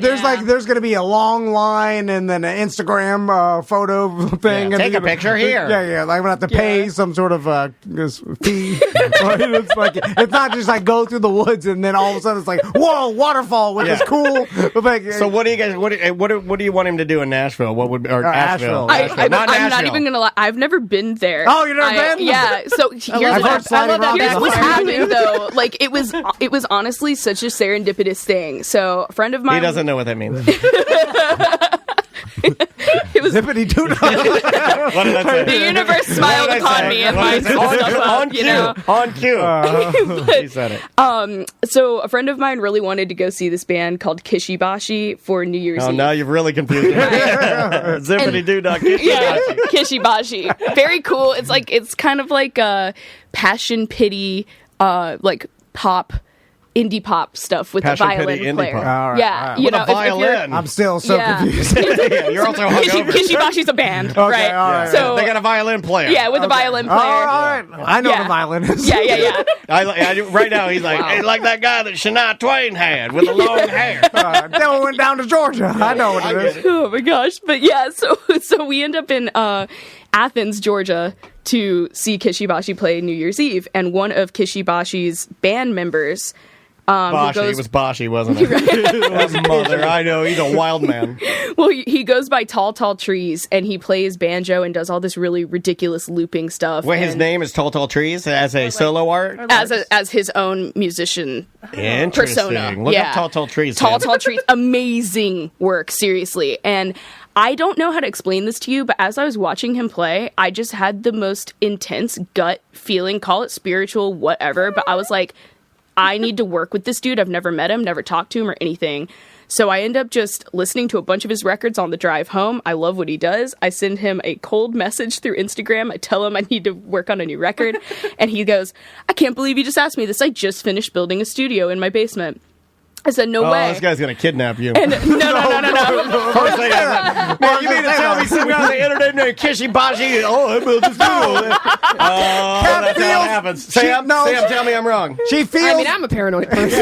I know, Sam's with me. Kat feels the energy of other artists. She's and too she positive. Knows, but she's too positive. Next thing you know, you're help! You're banging on the walls. No, that positive energy works out because she felt, and then it's meant to be. Tall trees. Well, it was just crazy because I was just telling my family that I wanted to be somewhere else to make this record, and then the guy from Tall Tall Trees. How about my basement? He's a nice guy. He's an artist. Hey, it's me. Excuse me. It's Tall Trees. I want you to be in my basement. Not everything is. I swear I'm going to send this to Mike, and he's going to be like, "Oh my god, what did I get myself into?" No, it's funny. Put it on paper and send it to your mom. Say, "Hey, Tall Trees wants me to visit his basement." And see if that flies. Now you're being an old man dad. If my daughter goes, "Hey, Daddy, I'm going to go live with Tall Trees in his basement," I'd be like, "The hell you are." She's like that, man. collaborating. I know this guy is paranoid. You have to be paranoid these days, man. You know, I have had my taser pointed on all of them the entire segment. If it helps, we have mutual friends in the industry. You have okay, you have to be careful. You have to be careful these days. Are missing, right? Yeah. But anyway, I was just gonna say it was crazy because I was just saying I wanted to be somewhere else, and then Mike Tall Trees asked me who I had slated for this record, and Dan Malad of Lucius actually did the mixing on my last record, and I have him ready for this next one. And so I told him that he was in queue, and he was like, oh my god, I used to tour with Lucius right before they broke. We've been friends for years, and it was just like this thing I wanted, this thing he wanted, and boom, it was just in like 2 seconds. You know, it was the most ridiculous. Through her positive energy, Yeah, I believe it. Whenever you come in here and we interact, you always leave, and I'm like, man, I'm going to be more like that. And then like 6 months or a year goes by, and then I never do any of it. I'm a miserable. I don't even get past lunch. And then I'm like, it's gonna go poorly. That's what and then he takes a big swig of Malox. Because that's what old guys like us do. We're like, well, this is a terrible Monday. Give me the Malox. Give me the Pepto. And you swig Pepto. Yeah. Like, my insides are running from hate. Sorry, Kat. All right, we did a lot of bad here today. Yeah. Again, SanfordPorchFest.org. Yeah. But if you just searched it, it would go up. I'm just saying it. You're dying on that hill, aren't you? If you went to .com, it's not going to take you to some other confusing website where you know what? leading you down. I hope that for next year they make that feature. They make it more confusing. All right. Thank you to everybody who came in today. Thanks, Kat. It's always a pleasure seeing you. Sorry we're so crazy. Yeah. And we will be right back. Welcome back to A Corporate Time. All right. We did it that time. Third time's charm. It was hard. That was hard. Cadillac Pat's here. How you doing? Hey, what's going on? How we doing? Good, man. So I got this idea. I got a lot of ideas. Okay. I got the best ideas. Yeah, I'm glad you didn't say I have a dream. I got that too. Because part of this came with me seeing Tiffany start her Salty Sisters bar and restaurant. Oh, okay. All right. And then and it's going well and it's successful. It seems like it's going really, really well. Stop by, have a smash burger, and say hi. And then I was like, is she trying to move back to Florida and be the best businesswoman in Central Florida? Or the best radio business? Yeah, she's already the best radio business. You know, leaving radio and then starting another business, and now she got this big Salty Sisters she bar. Has a compound. And, we've only got It's big. We got this tiny little insurance office. This used to be an insurance office. Did it really? Yeah. So then that made me think that we need to start our own bar and grill. Oh my God! And no. I've been thinking about this for a while because you've been thinking about the Tom and Dan Bar and Grill, or is it just a Tom? Yeah, because the Air T&D did wonders for our company. Air T&D is, that's old news. Yeah. Wait, is Air T&D no more? No, we still got it. We need people to start booking it. Here's the thing about Tom and Dan that I will promise you. We start things. We never stop. We never stop. Finish. Never finish. Never stop, never finish. Yeah, UCF. You can't finish. We can't finish. WCF. Plus, I get bored of things, so that's old news already. I've been bored. It's still up and running. I'm already bored of this segment, and I don't even know what his Bar and Grill's concept is or anything. So where are we going to put this? Did you already look at some locations? Location? Not yet. That's okay, all. That's important. Sam and I on the same wavelength. Sam and I asking the pertinent questions. I start with concept first. Concept first. T-shirts before the podcast. Exactly. Now you know. I see some drawings in front of you that look very much like a Rainforest Cafe type vibe. And Pat's going to love this. And this involves Pat quitting his current job and then coming to work for his girlfriend would also love that. He has an addiction to high-end sneakers and pinball machines. Yes, that's true. But this ties into it perfectly, and almost Pat could be the you're figurehead. using your quiet voice. When you use a quiet voice, I know you're about to lie to me. So this is how I know his lying tales when he goes, but this is the thing. It's going to be great. That's how you know he's lying. Okay. So I'm going to pitch it to you guys. Imagine you guys are like in Shark Tank. I'm the girl. I'm that Lori Grenier. I'm Lori Grenier. Who are you? Sam's You're Lori. Mr. Wonderful. Mr. Wonderful, okay. And then Sam, you are the other lady. No, I've never watched you're you're the owner of the Mavericks. No, Sam's a girl. And No. Lori, yeah. No, this is I get to pick whatever I want to be, and I'm Pat Lori. is Mr. Wonderful. Cuban, and you are the D. Okay, you're Cuban Pat. Yeah. I'm Lori, and you're Mr. Wonderful. Cubanak Pat. So, what is tried and true in the restaurant business, and also Biker bars. no, not biker bar, close. Sports bar. Okay. And more specifically, wings, right? Yeah, Everybody loves wings. Wing House, Buffalo Wild Wings. Everybody loves wings and sports. We're in Florida. That's big here, right? Wings are love that. expensive now. Wings and sports. Yeah, but the wings Football. are. I've learned this in the business. You got to do the boneless. Wings are a loss leader. Yeah, you do boneless. I got this whole idea for boneless. I know the trick on that. Are we going to be doing the plant-based nuggets? No, hell no. No. Well, his wife, she's going to call at him for not having options. No, we're not going to have It'll that be because in the back of the menu. No, we will not have that because if there's one thing I know, our governor does not visit the restaurants and have the veggie wing. Well, no, you got to. You got to get him to roll through to get and you get all the traffic from the Facebook. I see those ads. He's like, I just stopped by Tom and Dan's Wing Shop today. Boy, are they kicking ass. So we're open, baby. This is a '90s themed sports bar. Yeah, it's called Peckers. Nope. Oh. Called Blammers. Blammers! It's Blammers. We got the 5-alarm Blam sauce. We got the Blam bucket. The Blam bucket. The Blamettes Are you not worried about people associating that with farts? No, because no one knows no, that. It's no. just the name Blammers is a perfect sports bar. Come on down to Blammers. God damn, it's Blammers. Yeah. Also, we have. I'll work on that. We got the Blamettes, which are going to be our scantily clad. Yeah, lingerie. The lingerie. No, they're not lingerie. They are tasteful. they're not lingerie. They're lingerie. They're blamgerie. They ain't wearing no goddamn blamgerie. Their uniforms are tasteful yet revealing. Yeah. Okay. It's a see-through top. No, it's not see-through. There's just there's cleavage involved. There's new bunchies. The Blamettes. If it's '90s theme, they got to be the huge fake ones that are like over the top roundos. Kratom Carey, Kratom Carey? Yeah, he brought in these pictures of all these dancers back in the day. I think Tom stole one. No, he did. I saw you fold one and put it in your pocket. I did regret showing that to Sam though. I was like, shouldn't have done that. It was a bit much. I did. She seemed excited about it. Also, people like to look at things that look like them. So I found that out. We get makes you feel like one of them, one of us. Yeah, we have the girls serving the wings, like the Blamettes. You need to work on that name. That's the et thing went out I feel like in the 50s. The Rockettes are the only ones still using it. Yeah. Ooh, call them Blamazons, and it's just tall girls. Oh, that's why she's on board. That's it. Also, you're on board for lawsuits. We need you. We need you here. Well, we do need one head waitress that kind of. No, that's the old smoky lady that's been working there for forever. It's like, get back there and tweak your nipples. Well, we need someone. Lunch rush is coming out. I could filter our company motto without actually writing it down because you write it down, you're sued. So you have to get you don't write old it, just tell smoky hag to tell the Blamettes. No fat chicks. They're like when you take a picture with the customers, lean over a little bit. You can't write that in the company policy because you'll get sued. But when you take their orders, slide into the booth. Put your hand on their thigh.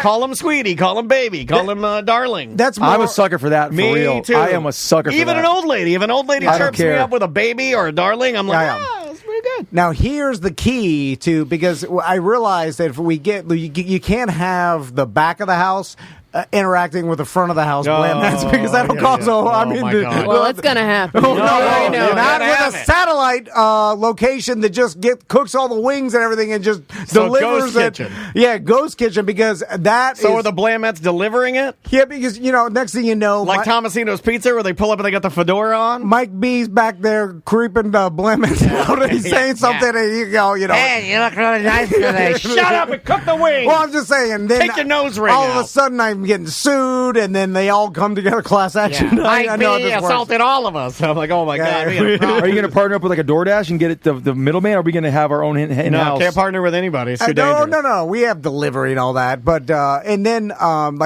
we do have this saying. It's a little risque, but it's all pink on the inside, but it references our steaks. Correct. Our steak because it's double entendre. Hold on, is the steak our specialty? Because I thought we were specializing in wings. No, we do. And now is the lost thing. You know, the lost margin. The wings brings you in, but then you're like, steak, all pink on the inside. Also, for a man of logic, a well-done steak is not pink on the inside, sir. So there's flawed food logic here. It's just for the joke. So if an old man comes in and orders it well done, what do you say? It's all gray on the inside? No. It's just so I could print that phrase on the menu so the drunk. Now you're mixing and matching because if you're saying it's all pink on the inside and you have wings as bringing people in, then you don't want pink wings. Exactly. You don't want that. You can't say it's all pink on the inside. That's the saying over the steak section. No, you got to steak section. Look, you're in the part of the menu. It's like it's all pink on the inside. Blammer steaks. You're an idea guy. You're an idea guy, but when it comes to execution of details, it's just not your thing. I was up to everything except for the steak thing and the pink on the inside thing. That's just your own horniness taking over. I'm catering to my audience, which is these dilly dad that comes in the Blammer. I know what they like. I've seen these guys. A little less aggressive than all pink on the inside. We sell a lot. We have a glass case of all our merchandise with the Blammer, flat brim, and the Blam number sauce. 69 racing shirt. We have the 5-alarm Blam sauce, the mild Blam sauce. Do you have a 3-alarm Blam sauce? Yeah, well, and then of course there is some sort of ghost pepper. Gotta have the ghost That's pepper. novelty. Blamtastic. Something. You gotta sign a release to get it. Yeah, the release. Everybody loves signing the release. I don't like signing the release. We got all the TVs. What if we don't make you sign the release? That's our hook. Is that we'll give it to anybody? Now, do I get to be like a front man, or do I got to work there like a manager? Do I get to walk around? You're the you have to shave the sides You're the of your mascot side because you get to dress 90s and I get to bartend and you get the bartend. So you're the Drunky the Bear of the establishment. Well, everybody's like, Cadillac Patty. You're in the 90s. You get the blades on. You're the only dude. Blammers. You get to be the only dude. What's it like to be next to the Blam girl? Also, no, you're not going to cause any problems with lawsuits. You're well behaved. You don't know about him. But you're good looking. And then, but what if they cause problems? I mean, what if they're like, "Hey, take me in the back"? What if they start flirting with? That's fine. He's not going to sue us for that. No, but I mean, I don't want to ruin your life. It doesn't work the opposite way. You're basically a married man now. Oh yeah, maybe my girl comes along with us too. She keeps an eye on everything. No, he's got an audition process for the Blammerette. It's not going to work. Come on, why would you say that? Yeah, Tom's back there in his office. Well, she's had a little work done, so she can work there. I'm envisioning you as Tom Cruise in that movie. Remember when he did all the makeup and he was like the agent? Was it Tropic Thunder that Tom Cruise did all the makeup? Yeah. That's what I'm envisioning you sitting in like a big leather chair and all the Blamettes are coming through and you're like, turn around, turn. Also, we're kind of parroting like Hooters in a way, like we're making fun of the 90s, and so we're gonna have So it's like a Steel Panther makes fun of hair metal. Yes, it's like and we're gonna have a little bit of a tongue in cheek. All like pictures hanging on the walls of celebrities, but it's gonna be like Jean-Claude Van Blam. Oh, Blam Margera. Ooh, that is good. This guy's pun happy. That is good. Dilly dads love puns. This is the most fun Tom's ever had on the show. I know, and I think he just wrote this in the last 35 seconds as he was sitting there. He literally just went crazy. That is good. He's starving himself, so he's hungry for wings. He started thinking about wings, and he's horny, and he's just spinning out of control. I'm on board. And then we'll run the Mr. Beast style business model. I'm saving these people's vision, man. We don't have the money for that. Because here's the key. I don't even care about margins are tight in restaurants. Yeah. Well, that's why I've got it all figured out. So we build a Blamville, like Johnnyville. Now we got a town. Blamville. The actual first restaurant is going to be over the top, like all this, and then instead of like duplicating a TGI Friday, and because we live in Orlando, it'll be a destination. People are like, oh, have you been to Blammers? It's a wing bar. Now, are we going to attach a hotel to it? And instead of making more of these in other locations, what we do is just have satellite ghost kitchen restaurants where you get the Blam wings. The wing. Yeah, but what about the girls? And other that just you got to come to Orlando to iDrive to come get that experience. Yeah, because there's not that many waitresses that want to be objectified anymore. I don't know they're all in Orlando. They're all in Orlando. So we have to overpay the initial. The ones there, they get like $65,000 a day. See, because if you pay enough, they'll do it. Yeah. But it was not going to work in like Detroit or whatever. Be feel like this, there's not enough money in it. But people just know the original famous location and then just get the satellite wings at different locations, like the Mr. Beast Burger. Okay. And it's all based on the branding. I love it. And then the wings come and I send them What's the branding. uniform? You said it's all pink on the inside. Maybe they wear pink shorts? No, that's just the steaks. Okay. Well, what are they wearing? Well, I've thought about this. Have you? It's similar to like what's her name from Saved by the Bell? Tiffany Amber Thiessen. Yeah. Wow. Kelly Kapowski. Wow. It's kind of like a 90s see-through Poofy top. jean shorts. Oh, so like they're pleated. going like a little bit of like what was that place called? The Mix? The Max. The Max. Yeah. Yeah. But they Close. I was very close. Like they'll have the stereotypical. How about jean shorts? How about cut off Daisy Duke jean shorts? similar like to the Z that? Cavarici kind with the pleats in the front. The Okay. girls are Nothing they're too poofy. crazy, but But you didn't like my lingerie. Yeah, no. idea. Well, it can't be Blandgery. that over the top because I was thinking nobody will like accept Kelly that. Preston style, like 80s beautiful, like long gowned. No gown has got to be Like a long silky gown. like I said, a tasteful yet revealing. It is called uniform. Blammers. How many square feet are we talking?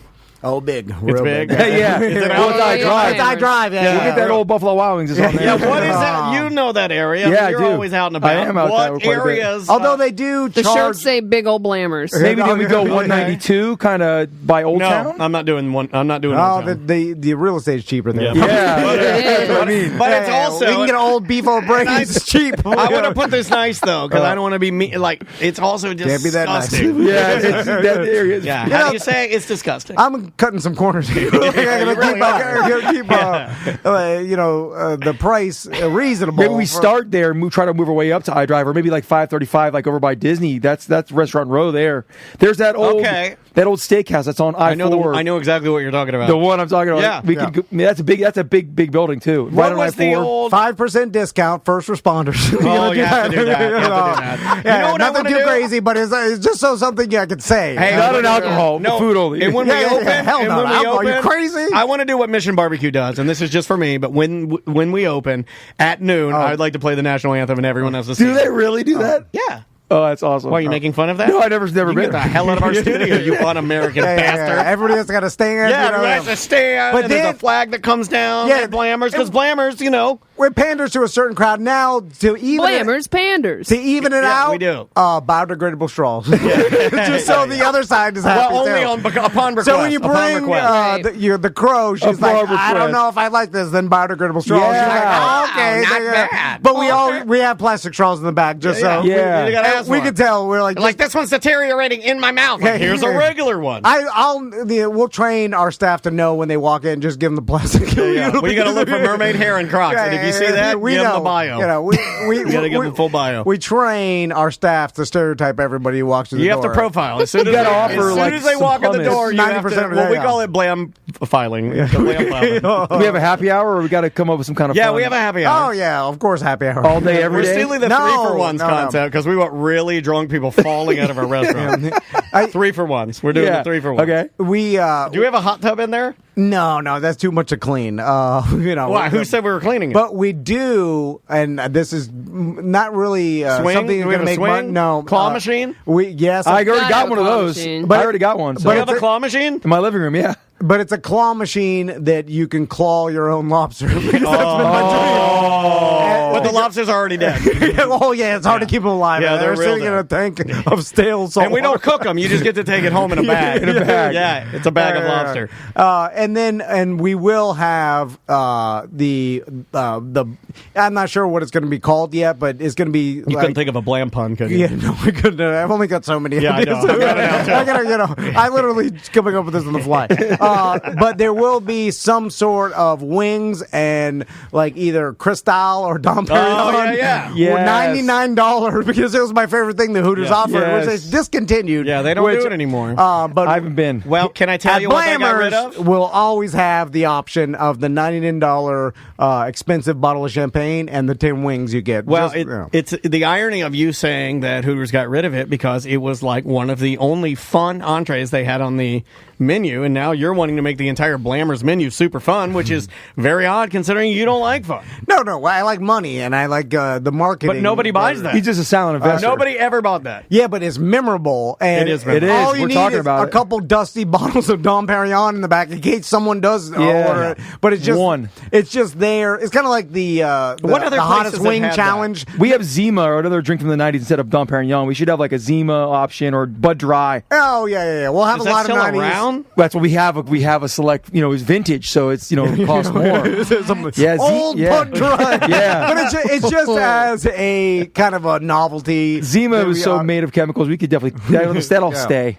Yeah. Are champagne magnums, are they a novelty? Yeah. No Hell one- yeah. No one Or orders is that truly meant to provide a bunch of people with delicious champagne? I think, Is that for a party? I think it's novelty. It's more for celebrations, for just buying as a extreme. It's a look at me. It's a flex. joke, a flex, and whatever it is. Look, I got this giant bottle. Who's going to buy that and serve it for real? You can't go to Total Wine and get one right now. You'd have to special order it. Really? Yeah. I would, unless they might have one in the back. Yeah, but I one or doubt two around, because no one's hanging buying around. it. Can you buy a magnum of budget champagne? Or do they not even go Mums? to Yeah, can you buy a magnum of Andre?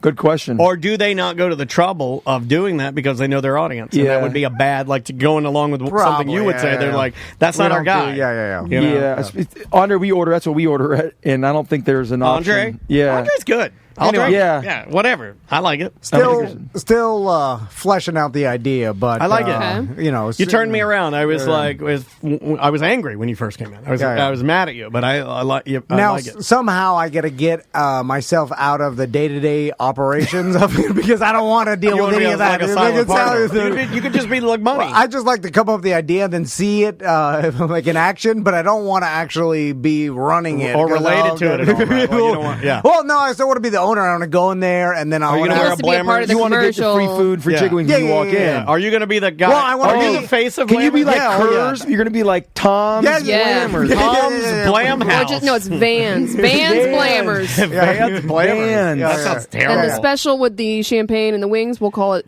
the Wham Blam. Thank you, man. Oh. No, he's so arrogant.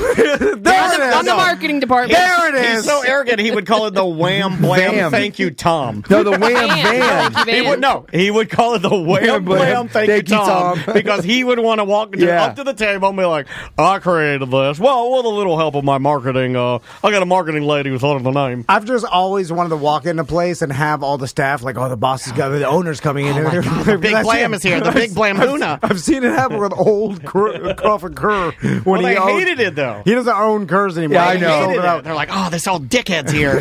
No, why'd you say that? You can say that. No. But did you guys like him though? Because you guys got to go in there for free every day, right? You guys didn't go in after work. Wouldn't you guys go in there all the time? Yeah. Well, I mean, Like is subjective. we were getting some discounts, but then we abused it and we called him. yeah. We Yeah. were yelling at the girls, and We it was are- a different time. Would too. it give you would you walk in there and the people treat you like celebrities when you're in there? Yeah. Because- No, Well, the manager, the manager did at first. Yeah. And then you guys were there every week, and they're like, oh, Yeah, and then they grew to hate us. Yes. Then we get Yeah. S-faced Yeah, and we then just get order hammered. platters of wings and then pay with this infinity gift card they give us. They have a salesperson give Yeah. us that we weren't supposed to use all the There's time. like $1 million on it. We were just, and we'd pay with Yeah, that. then we call Crawford Yeah. Kerr. We're like, hey, He'd be like, "Hey, you guys, stop calling this number." welcome to A Corporate Time with Tom and Dan. I'm Tom. I am Dan. Samantha, our producer's here. Hello, Sam. Hi. And it's Tom. You look distracted. well, we've got a packed house. I do have a funny story, right? Quite the difference from the guest yesterday. So let's get to it because we do have a packed house, and I love weird jobs when they're Is live. this a weird job? Yeah, I This think is, this yeah. is. Okay, I gotta get my button then because Courtesy of our friend Brendan O'Connor. Yeah, Brendan Yeah, set this yeah. up. It's also embarrassing because I have to hear our stupid theme song. Should I do it? Yeah, All let's do it. right, here we go. Oh my! Tom wanted to do a bit. He called it Weird Job Wednesday. Dan really likes it. Tom says that's bullshit. It's another Weird Job Wednesday. What are are you doing? What is your job? Are you neat? Are you tidy? Or are you a fat slob? Do you make lots of money? Just take credit for it. Yeah, I did this myself. Yeah, just lean in. Have you heard of iMovie? Have you heard of iMovie? I take credit for things I pay people for all the time. I know sometimes. We're almost done, I promise. It's very long. We had to put an eagle in. We got an eagle in this there. thing. Oh, yeah. We just did a weird job. Yeah. Oh, yeah. Then here's the dramatic ending. Here we go. Weird Job Wednesday. Thank you, Tom. Thank you. Weird job. Weird job. He's already flustered. I'll tell you how flustered I got. What are you looking at? What are you looking at, man? Brought to you by Porch Fest, February 25th. Hey, Sanford Porch Fest 17 of the most entertaining and creative porches with 70 different bands. You can meander through the streets of Sanford with your friends and family, and it's super duper fun, and it's free. So Michael Pierre is here for Weird Job Wednesday. He brought some models with him. Yes, he did. We have Jam Taylor. Yep, Taylor and Joy. You are so flustered right now. Well, I'll tell you what happened. Is it because Jam Taylor, Joy, Michael is cool as a cucumber. He's used. You were one of the coolest. He's coming here vaping. He walks in. He's pulling the tape. Look, he's got the vape. And I feel like Michael is used to being dressed cool. Just around sexy ladies and sexy boys. I try to look like I'm in a German discotheque at any given time. You look. It's the way you think you look, being a businessman in all black. So, we're talking. We do like a little BS before we start the show. Where Michael, he's friends with Brendan O'Connor. We don't really want to know what Michael's job is, or any of your jobs. Really, it's kind of like you guys come in and then you present the job to us. And normally we hate on the job. I don't think we're going to hate on this one. I think we like this one. And then we were talking about some marketing, and we were talking about TikTok. Why are you talking marketing? So I'm telling Michael what I know about TikTok, which is nothing. You don't know nothing. But I just make up stuff. You just because go I on want there, Michael to think I'm I serious. barely know anything about it. I made some kind of success of it. All he does is go on there and he's like, "Have you seen the Lamborghini video?" So while we were discussing this, Joy went to the bathroom to change into. Well, she had to change it to a spicy outfit. Yeah. Right. And then Joy walks out. Jam's got on like a Star Trek. I won't say Trekkie inspired. And then Trek inspired. Trek inspired. This is from the Vinyl Frontier collection. It's freaking amazing, man. Well done on the quality. Thank you. And then when Joy walks out, the outfit is a thonger in the back. It's cheeky coverage. I spared you the thong. You got off light on the say it like a farmer? He said it like a farmer. He's like, and it's got one of them there thongers in the butt. I'm sorry. A thonger in the butt. And then it threw me off where I could not. I was like, I was talking about TikTok, and then I was like, oh, and then I was like, oh, yeah. So do you actually want to tell them what we do? You want to hear? Yeah, go ahead. Tell us what you weird do. job. Yes. Yeah, tell us your weird job, please. All right. Please, so this is going to feel so weird to say this like uncensored because with TikTok you have to do anything. Oh my God. I'm Michael Pierre of MrPierre.com, and we are custom tailors for porn stars and kinky people. Yeah! All right. So for me, not for Tom. let's start from the beginning, Michael. Look at your hair. How did you get it? I wasn't going to say anything. Yeah, I did blow your pom. I'm not having that problem right now. I don't see this in person that often. You know what I'm saying? Like I just come to work, I go home, my kids, the wife is yelling, and I just sit there day after day. I don't experience life, and then all of a sudden, when I experience life, all of a sudden, a sexy lady falls out of her bathroom and it blows your shoes off. It just throws me off. It doesn't even faze us anymore. I know. This is literally just Tuesday. So, Michael, how do you become a spicy designer? How do you become a person that you say, you know what? I don't want to just make clothing. I want to make clothing for people that have a lot of kinky sex. I want to make. I want to use fabrics that people normally don't sew, like vinyl or latex or whatever. How do you get into it? Well, that's. I'm gonna give you the brevity version of this story. You could go on for like 3 hours. That's fine. That's fine. I love often. it when the guest talks and we just sit here and I just sip my trashy Mountain Dew. I actually started at my mother's kinky clothing company. Really? Oh, family business. Generational kink, man. That's pretty rad. You know it's in the DNA. It's gotta be. That's crazy cool, though. We inherit our kinks. Also, we inherit our jobs. But yeah, no. I back in 2010, I was having some rough financial times, and I knew my mother told me that she had a dropship clothing business, and that she made clothing for performers. Okay. And I assumed she meant ballet dresses or like something for kids or whatever. I knew she had somebody sewing for her because my mother is a financial entrepreneur lone wolf. Okay. And so when I went and asked her for a job, and I said I just need a job, and I just if even if it means helping you ship out ballet dresses, and I still remember her menthol coming up to her mouth, and she just wisped out this sunny Florida morning oh, honey, we don't make ballet dresses.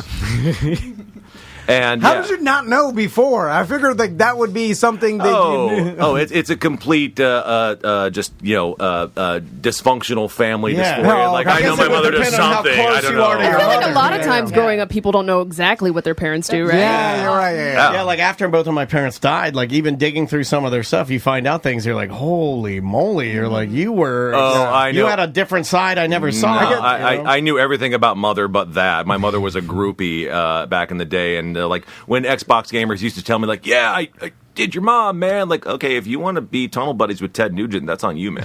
Wow, so your mom, an eccentric groupie type, she's a partier, it sounds Actually, like. my mother got her start in the spicy clothing business. She was a teenage runaway at the age of 13, and it was here in Central Florida, and she was squatting at a house with a friend, and they had a sewing machine, and she used to go steal fabric scraps out of the dumpsters and make micro string bikinis, and then go down to OBT and sell them to the dancers. Really? Oh my God! I always wondered where they got those micro dumpster bikinis. Right. This was before Fairville. This was before all the clothing stores were around. So these strippers didn't have any clothing stores resources. So my mother at 13 would walk in with a fistful of string bikinis and walk out with a fistful of cash that she promptly spent on concert based on necessity. Well, that's your fine. mom must be tough. At 13, you're sewing string bikinis and selling them to dancers or OBT. Sometimes I wonder how good drugs would feel at 13. My son's about to turn 9. If he was outside for too long, you got 4 more years to teach him how to sew. I was just saying, I still bring him chicken nuggets in the bathtub. So she had several businesses, and then she learned about websites, and then she ran a local newspaper, and then she, felt a calling for, to get back into the spicy business, and so she was drop shipping sex toys through sex toy providers, and then she started drop shipping cat suits from a place that operates out in Clearwater. And then Clearwater cat suits. I've been there. Yeah, of course. Yeah, yeah. The Clearwater cat. What do you mean by cat suit? Full body cat suits. They're basically full coverage, usually in vinyl, things to this effect. Okay. And then this drop shipper started taking too long with her clients, so she leveraged all of her credit cards and got some sewing machines and hired some people off of Craigslist to make them herself. And then I came in needing a job, and then almost immediately, my mother had never worked with, what are those things? People. Yeah. So I came in and as a shipping clerk, and then almost overnight, I became production manager because I spoke both human being and mother. So you were the go-between where she was lacking in the people skills. You were I got this part. Also, I love the way you talk, too. He likes to talk. You can communicate effectively. Oh, Jam will tell you talking is my favorite pastime, and it's their biggest annoyance. Oh, look at them roll their eyes on cue. You rolled your eyes on cue. This is a Super Bowl talented vampire you. I love that, right? Yeah. Also, for everybody, this is Jam Taylor, my director of design, and this is Joy of Pure Joy Cosplay, my primary model. Nice. Your muse. Medium. You're a standard company medium. I love you, man. You guys look cool. We need to have more cool people in here to make us cool. Yeah. We are not cool. We are not cool. We're dads. You blew his hair off when you came out of the bathroom. I mean, look at what we're doing. What the hell are we doing here? I promise you, we're cool on paper. We're all just dorks.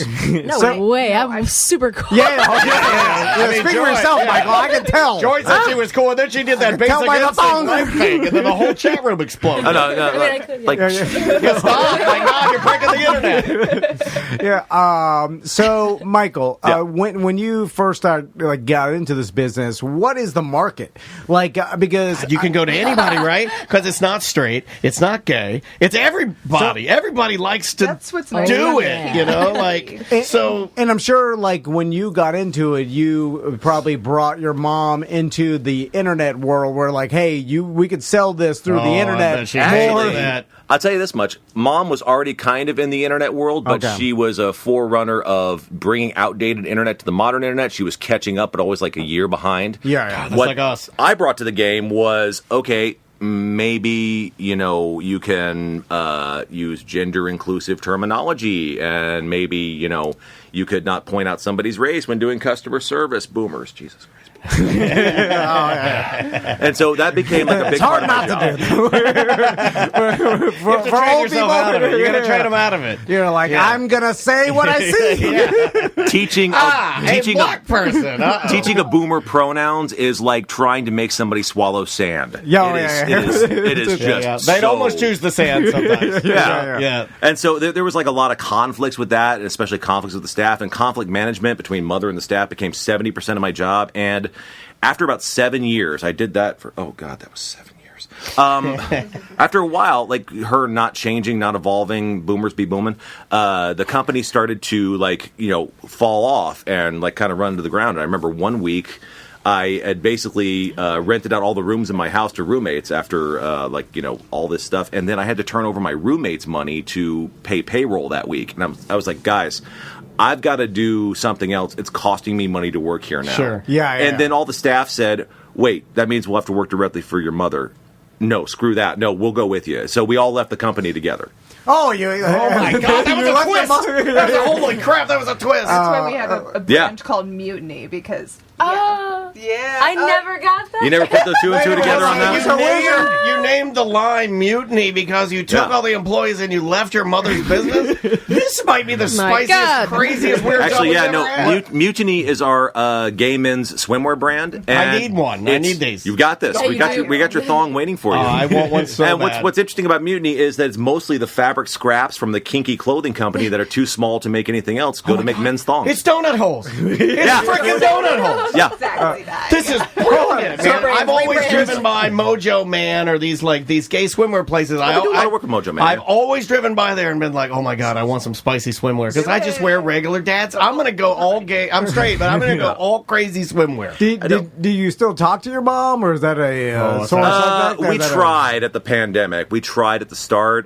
We tried to reconnect, and then it just you're still you. I don't want to know that. Well, about nothing you. brings a son and mother who bitter business endings together more like a pandemic. I feel See, like that's one beautiful thing about Mother is we are respectful competitors, and if she's still in the business and you guys compete? This is a movie.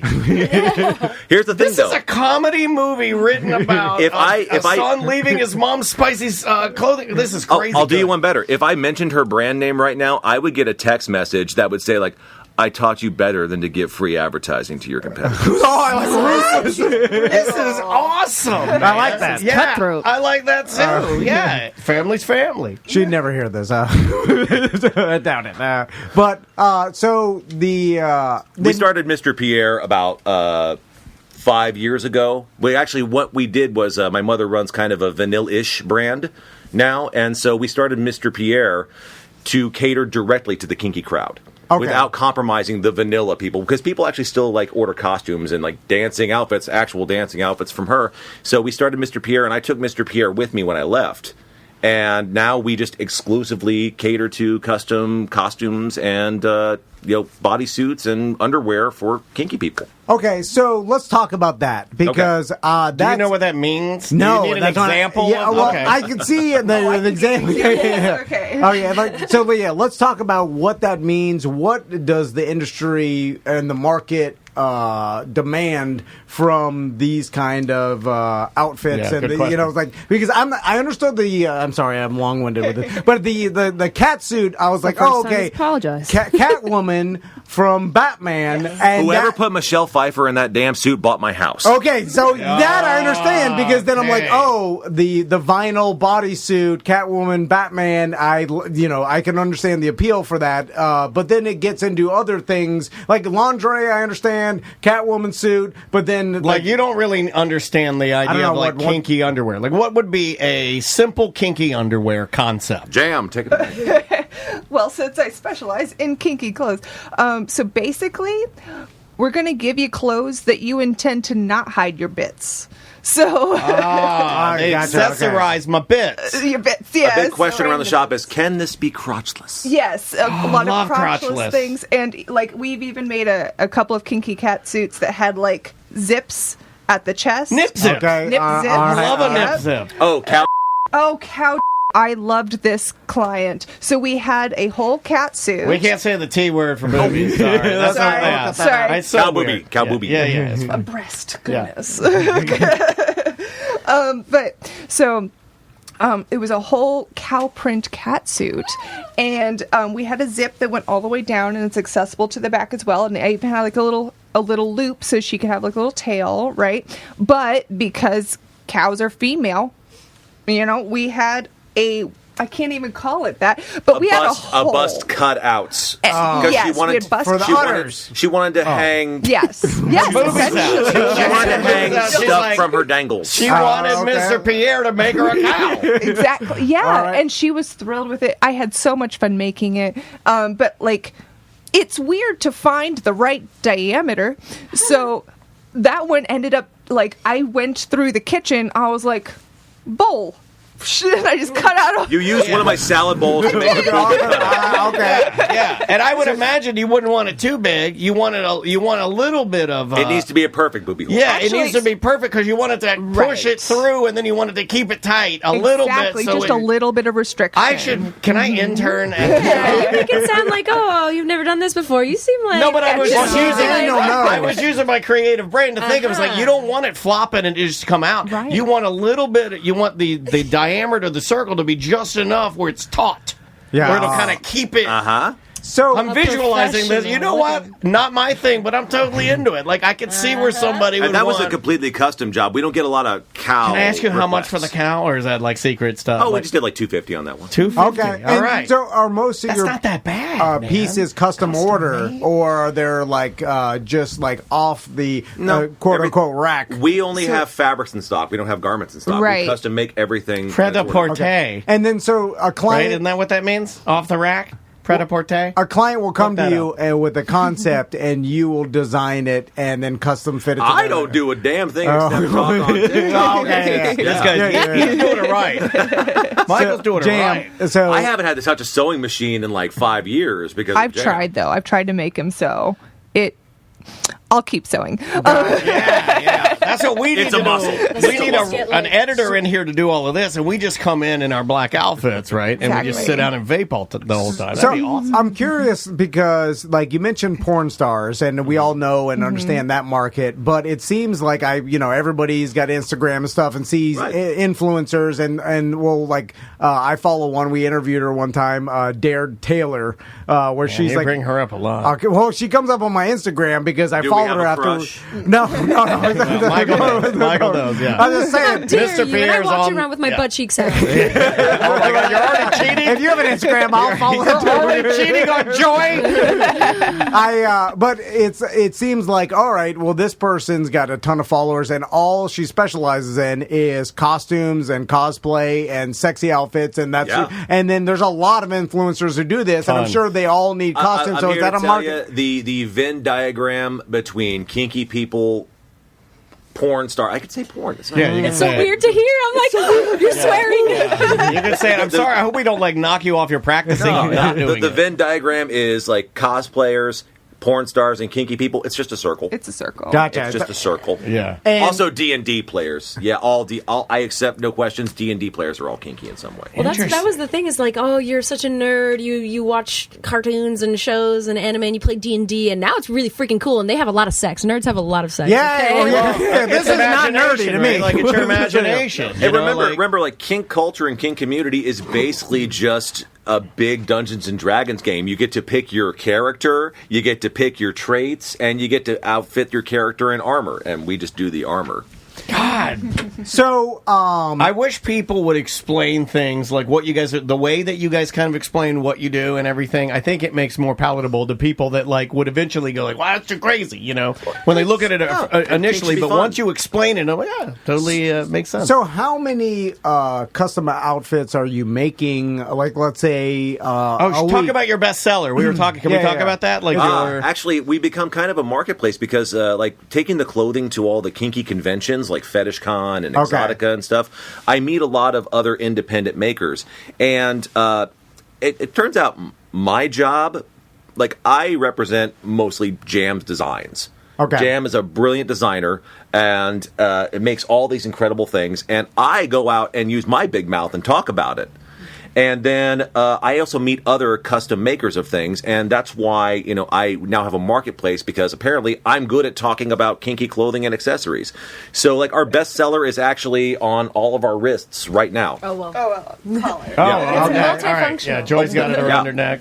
This is the secret wrist cuff and collar. I met this guy at Fetish Con about 7 years ago, and I was looking at all of his cool leather goods, all of his accessories and everything, and then there was just this little thing over here, like on a little display, just like a giveaway rack. And I was like, oh, that's pretty cool. What's that? And he said, oh, it's the secret wrist cuff.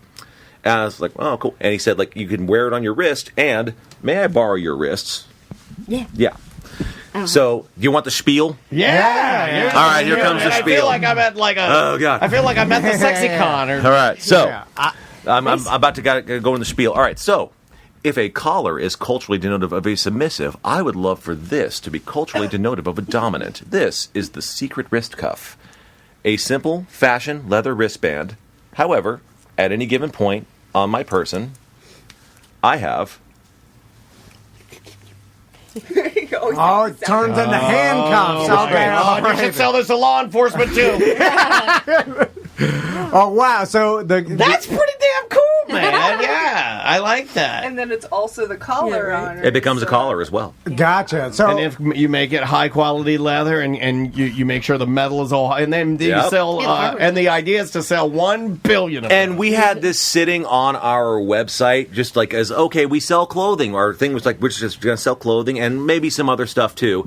And it was just an incentive. And then TikTok found out about this. It's become our primary seller. I remember, like, it was August 10th. I will never forget the day. Jam was working, and somebody asked a question on TikTok. It's like, how do the bracelets work? And I fully admit I was hungover as hell. And I was we did that yesterday. Yeah. It was bad. No, my business partner Randall has been on me to keep actively doing TikTok at this point. I just was ignoring him, and I went to respond to the question, and I had my camera, and I was like, Jam, can I borrow your hands? So I'm just like, boop. And, like, it was, this particular TikTok was the worst TikTok I've ever made. Quality ever. Like, his phone was buzzing while we were, like, it was like, brr, brr, like.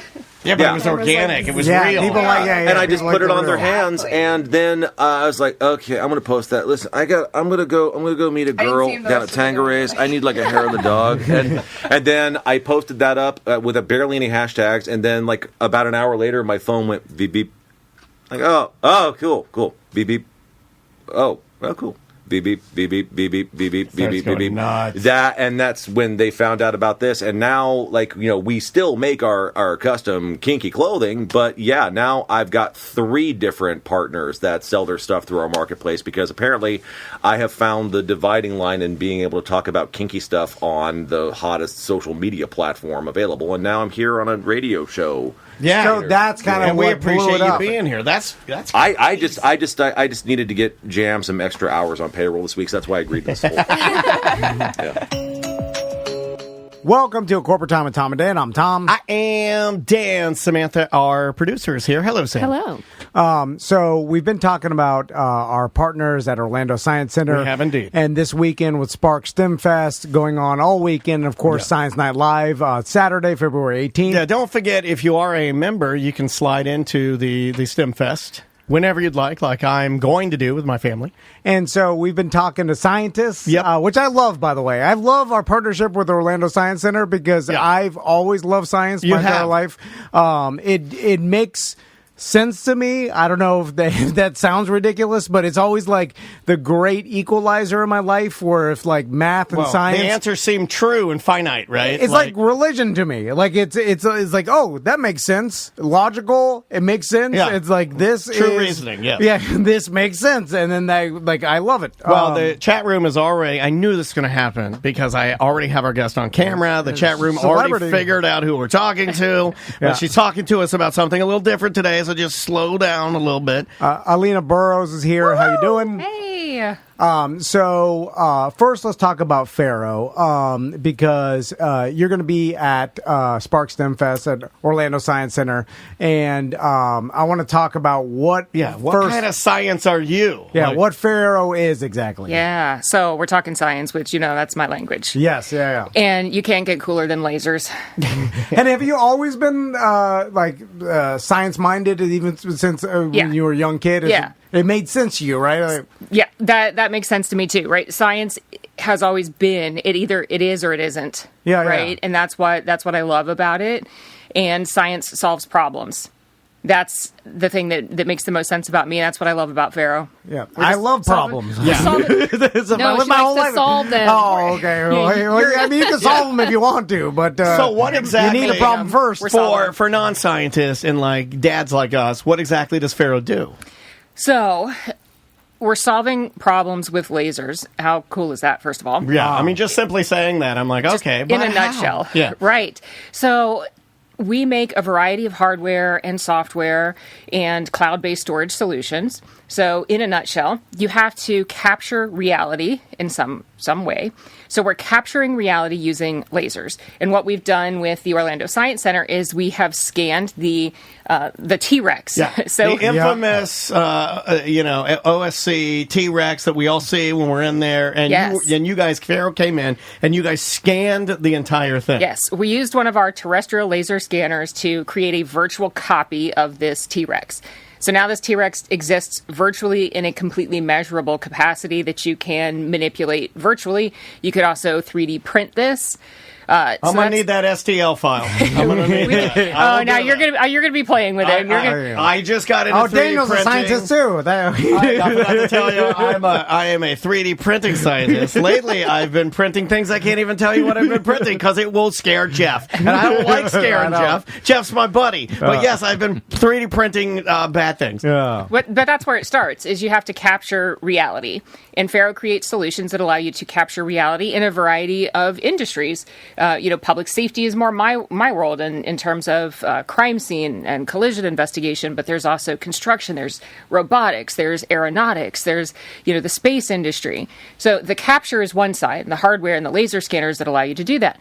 Then there's the other side in which we are envisioning the world in a different way. We then allow people to manage this data in software, measure this, because all of this is completely measurable, and then share it, collaborate, right? The world is a lot different than it used to be. We aren't living in this world where you put things in inner office envelopes. Right. Right. Get the courier, put it on the bike. Yeah, none of that, right? We have to be able to have multiple people in these meetings and make decisions immediately. We don't work in silos, and we want to be able to do all that quickly. And so now cloud-based storage, you put all of this information, all of this data, and you have people from all over the world that can immediately access this information, look at it, make decisions on it. So, and then that's what the best tool that any scientist has is their brain, is data. And data storage. I was trying to write something for Bartlett's quotes, and the ability to reference information, which we've I feel like in this time in humanity where we've never had fingertips all the time, and it keeps getting better every single day, right? And then there's like the AI part of it, where it's like I imagine with like being a forensic scientist, I wonder if that ever is going to come into play with where AI will be able to search this tremendous database and pick out what's relevant to a particular case. Is there something like that? It's already there, and to give you an example, of how it's utilized and how Faro does that is like in the automotive industry. So in the automotive industry, you have robotics on the line. You have cars that are being made, and as they go down the assembly line, you need to know if the part has been manufactured to spec, to that specification. And you have CAD drawings, computer-aided design, right? We know what the part needs to be made, what size it needs to be made.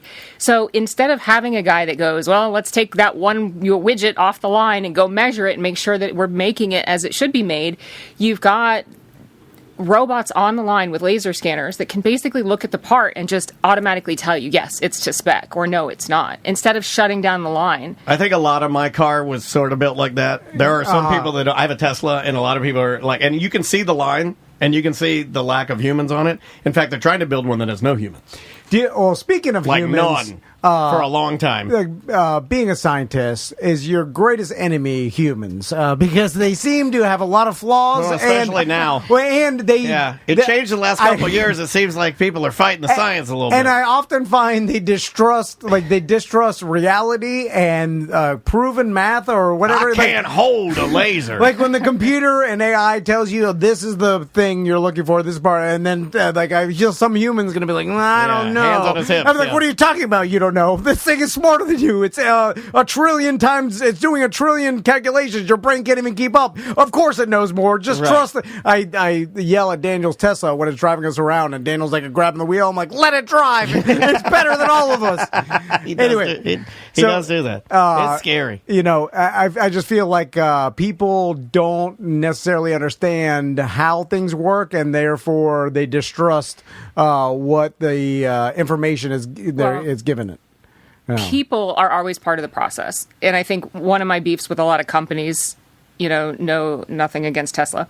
But when you look at... Oh, well, I mean, it's a corporation. I mean, by design, right? By design. Well, part of the problem with a lot of companies is they'll create something and they'll push it out to people and they'll say, you need a blue button. Everybody, you need this blue button. And everyone goes, well, no, we really don't. They push that out there. Well, what a good engineering company does, engineering is part of STEM, right, is they listen to customers, and then customers say, well, what we really need is something that does this. This is my workflow. Daniel gets up every morning. He gets in his car and he does A, B, and C. And every time he does B, it creates this problem, right? And engineers go, wow, that's a problem that we need to solve for our customers. And then you have a company that goes, no, we need to make a blue button. And everyone goes, but we don't want a blue button. We want you to solve the problem of B. So engineering looks at what is the workflow that our customers are physically doing that's creating a problem, and how do we solve that? So when you have companies like Faro that are just curious professionally, right? They're scientists, they're technologists, they're engineers, they're curious professionally people curious. Is that copywritten? That's good. That solve problems, right? We're not just telling you need a blue button. We go, use this. We made a blue button. You need it. You'll use it. And everyone goes, well, we don't really want a blue button. We want you to fix this problem that we have. Right.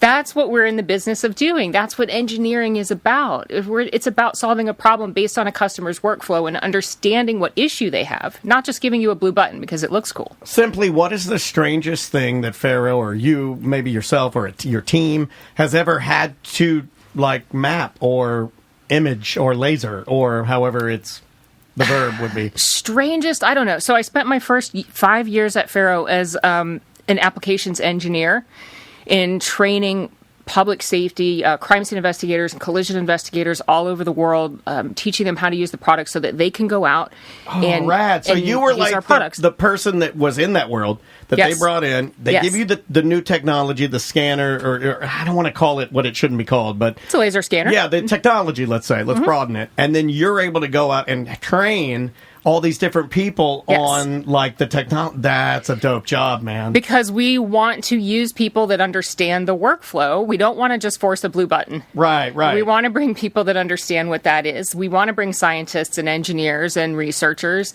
and then have And them that's go a out and human say, element, right, a yeah. human element. We know what it is that you do. We understand your workflow. We're making products and software for people that use our products. And so that's exactly what we did. They hire people that know how to do the job, and then we go out and I go, hey, I know how you use this, and here's what to do when you get in this weird scenario. But so I've scanned some odd things. I scanned the Durham bull in Durham, North Carolina. Really? Yeah. How? What even brought that? How did you do that? Why? Yeah, why? Well, first you get in a car and you drive to downtown Durham. That's a scientist answer if I've ever heard one. I love it. Back to humans. Yeah, you're not logical. You want to practice because especially in fields like crime scene, you're going to get called to do some things that are going to push the limits, and you want to be able to test how you're going to do it in that scenario. So you push the limits on your own. So you push just the limits so that when you get into that scenario, you are prepared to know how to use the tools. Huh. So how does the technology because we've all seen TV shows and movies, and we've seen maybe a crime scene TV show, CSI. You can right? say it. And then they set up the the camera or the scanner in the middle of the room on a tripod, and then you see the green laser go over the couch, Oh, yeah. and it's like.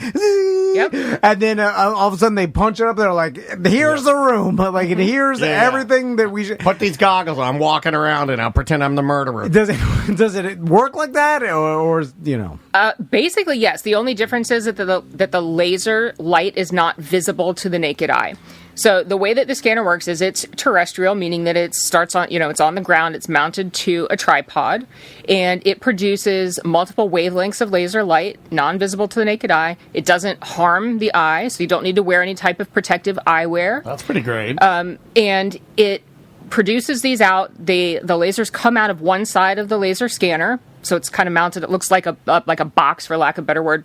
And it comes out of one side of the laser scanner. It strikes a mirror. The mirror in the center of the scanner rotates very rapidly so that it disperses the laser. So as it rotates around, we're talking about, this is previous statistics, but greater than 976,000 points per second. Ooh. And the lasers then are dispersed until they strike the surface of whatever's in this room. So like wherever we sit, lasers are striking chairs, tables, objects. When they hit the surface of the mirror, they're then reflected back to the scanner. And because we know the time of flight of a laser, of light through space, it translates that distance into time. And now we know that's why it's measurable. Gotcha. Jeff, can I just tell you, I love your guests. You bring in, lately he just brings us like these super creative, awesome ladies. Like you're just bringing us these like mega heavy hitters in their fields. So thank you, buddy. As you were talking, my God, it dawned on me that I'd like to change our whole judicial. It's his birthday today. Can you spell that for me? Judicial. This all plays into what I'm about to say because I can't say the word. Is that I started thinking like I'm fine with some supercomputer replacing the human jury during any sort of trial, and then the computer determining whether someone's guilty or not just by taking all the evidence. Just do a scan. Because as you were explaining to me how the scan works, I'm like, no way any jury understands this, and or like 90% of humanity that actually don't throw away their jury summons that show up. They can comprehend the science in some of these cases. Like science are surpassing human capability of the average person to even understand it. You're just saying lean in. Because I can imagine you're explaining, like, forensic science is explaining, like, here's the evidence in this case, and then everybody's dead behind the eyes just looking because they have a high school education from Florida, and they have no idea what they're talking about, and then they're looking at a scan, they're like, I bet it's a little bit different than the scan. You're like, no, it can't be. Hey, can we... There's a lot of different ways to explain things to people. Right. There's a lot of different ways to explain science. So the way that I talk about laser scanners, I can canoe, I can scuba dive. I know canoes. I know scuba diving. Right? He knows both of those. You're broken down Keep for it. talking. Yeah, Right? yeah. So guilty. We're going to be canoeing in like 2 days. Yeah. It depends, if I'm talking to scientists that need to understand the nanometers and the wavelengths of the laser scans, if I'm talking to attorneys that are trying to, we're talking about Fry and Daubert standards and getting evidence into a court of law, different conversation. If I'm talking to a jury that needs to understand, then the conversation is that I'm making a virtual copy of the crime scene that is measurable. Right. Okay. You broke it down in layman's terms there. Like what would be some of the harder things to scan? Like you set it up in the room, right? You're going to get, let's say you set it up in here and you're going to get everything in here. Are there some things that are unscannable? Are there some things that are your biggest pain in the butt that like you're like, or is it relatively foolproof? So across the board, just based on laser light, think about lasers and water. Right. When a laser strikes water, it's going to disperse the laser. So water is a challenging surface for lasers, right? Interesting. But I'm sure they're working on technology or lasers or maybe things that can't, or is water just, sorry, man, that's water. There's like penetrating radar at that point, right? Where like you could scan things underground and then it's using like waves. That's totally different technology. Ground penetrating radar. There's sonar, there's lidar, there's radar, there's all different types of stuff. Join me next week. Yeah, no, look. For a conversation. Again, I'll go back to talking to Jeff. It's like if Jeff wants to bring a scientist a week, I'm down. Yeah. I'm okay with it, man. It's fun because we get to talk to super smart people that tell me stuff I don't know.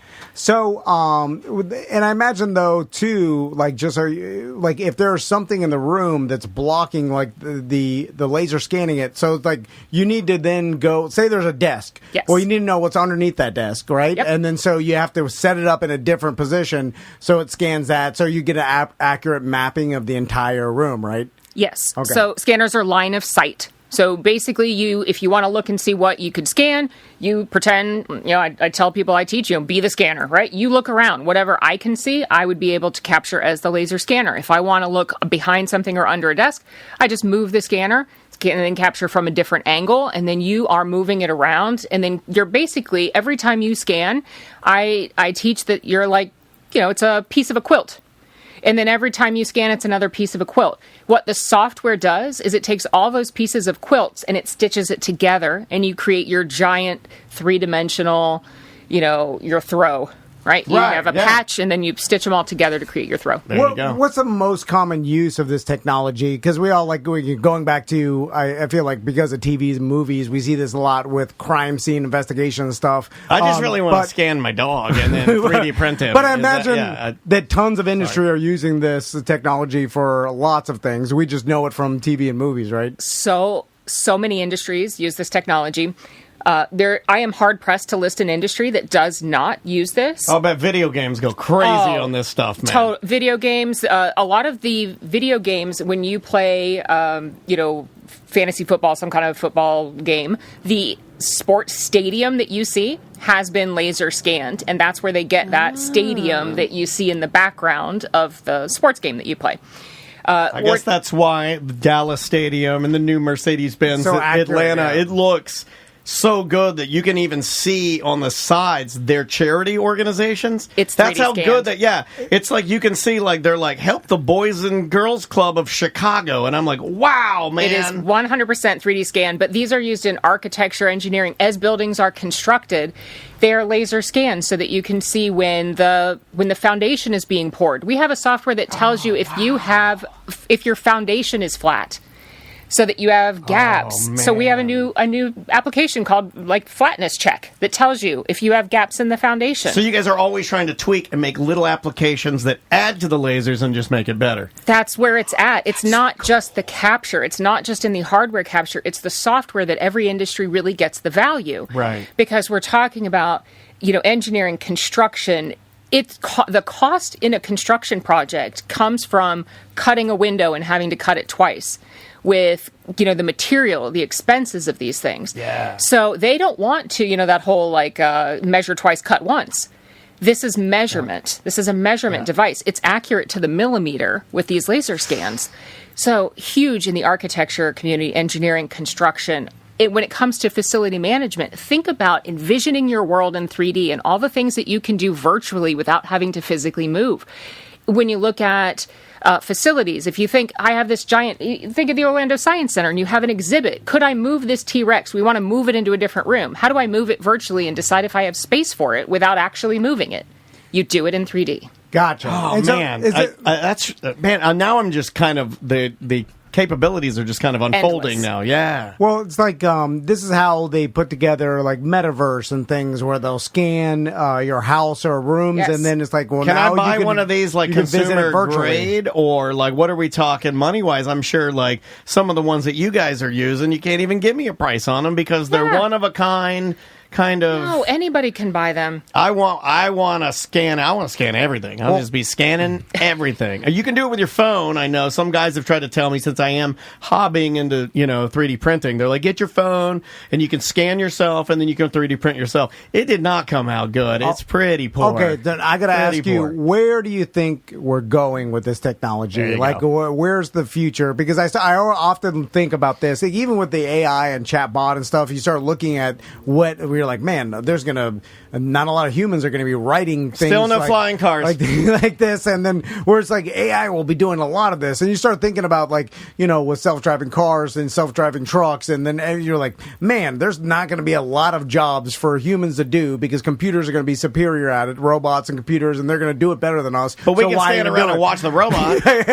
So That's what I plan on doing. I Now- stand and watch the robot do its thing, and I'm like, he's doing good. That's logical to me, like a logical progression of technology where we'll get. But like with scanning, where can we be in like 50 years? So where will this technology be? I don't think it's a matter of, taking away human jobs. It's never a matter of that. Even when it comes down to... And by the way, everybody gets so mad about that. Who likes jobs? Yeah. I want to stand around watching the robot. Everybody on social media is complaining about work. This is the solution. No more work. Look, Anyway, somebody's got to be a robot supervisor. Yeah, another robot. I'm sorry. It's not a matter of taking human jobs. Somebody has to, even in my world of, fingerprints and everything, it's still not automated. Everybody has this, this idea that this computer program just spits out matches. It doesn't work like that. Yeah, it still comes down to human comparison in the end. There's a misconception when it comes to that. It's about the value add that technology makes to human life, to human existence. It's about making our lives easier. It's about that value add to Saving our time, our workflow, right? When it comes to law enforcement, it's officer safety issues. It's about the change that we've seen in my time from when I was on crime scenes doing hand measurements. Do we want to see Alina on the side of the road looking down with a tape measure when I cannot physically watch my back? When I have cars driving past me or people driving through the crime scene tape? Or do I want to be able to set up a laser scanner on the side of the road and then put myself in a safer place when I can take my notes and when I can think about my crime scene? And that way, if some dangerous conditions occur, the worst case is that we lose a laser scanner, not a life. Gotcha. Yeah. Also, the human beings make mistakes. So, I could imagine Detective Tom. I'm measuring something. Wow, and you I'm made it all the way to... I could never see him making it all the way to detective. No offense. No, I feel like I would always be your superior, and you'd always be wanting It's a small... You didn't say captain. Yeah. It's a small town. They needed someone in there. Frank. You're a small town detective. Frank had to retire. They have two. There's only two. Well, you're also the one on the tape. I'm just saying, and not that much things happen, so it's not like you need that really qualified. I assaulted an old lady down in the general square. I'm just saying, I show up, I'm like, where's my measuring tape? I've lost it, and then I'm like, I'll use my phone. I'll just use my thumb. I think that's an answer. yeah. And then I'm like, 5 1/8, what half? Mississippi. It's about the same. And then so you get flawed 100%. information. Okay. They're not precise, and there's human error, right? You're tired. They're not precise. When's the last time you had your tape measure calibrated? Are you rounding up? Are you holding it straight? A lot of departments use these wheels, right? That, you go down a ditch, you go around something, you go through a puddle, and your measurement, your error is stacking.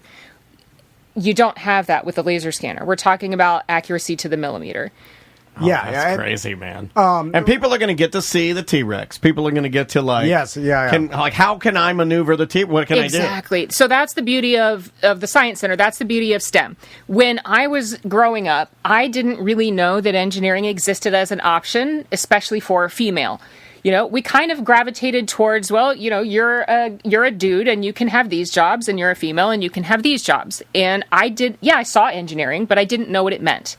I thought it meant you drive a train. For a longest time, I don't look good in stripes. I just didn't think it was for me. Did. And then I was like, you know what? I want to be an engineer. But when I found out that it was like science, I'm like, I'm out. I'm not shoveling the black stuff. So we have to make it accessible to people. We have to have them be able to access it and understand what it is, and have them think maybe that is for me, and then maybe I know what that is now. So, like, the Science Center is a way that people can touch science, understand what it means, and go, maybe that is for me. It's real. That's what engineering is for Faro. It's what science is to the Science Center. That's why this is a beautiful partnership. That's why we want to collaborate, and that's why when you head out to the Science Center, you get to see the T-Rex in person, and now you get to see 3D laser scans of this T-Rex. You get to rotate it around and not only see it in person, but see a virtual example of what it is.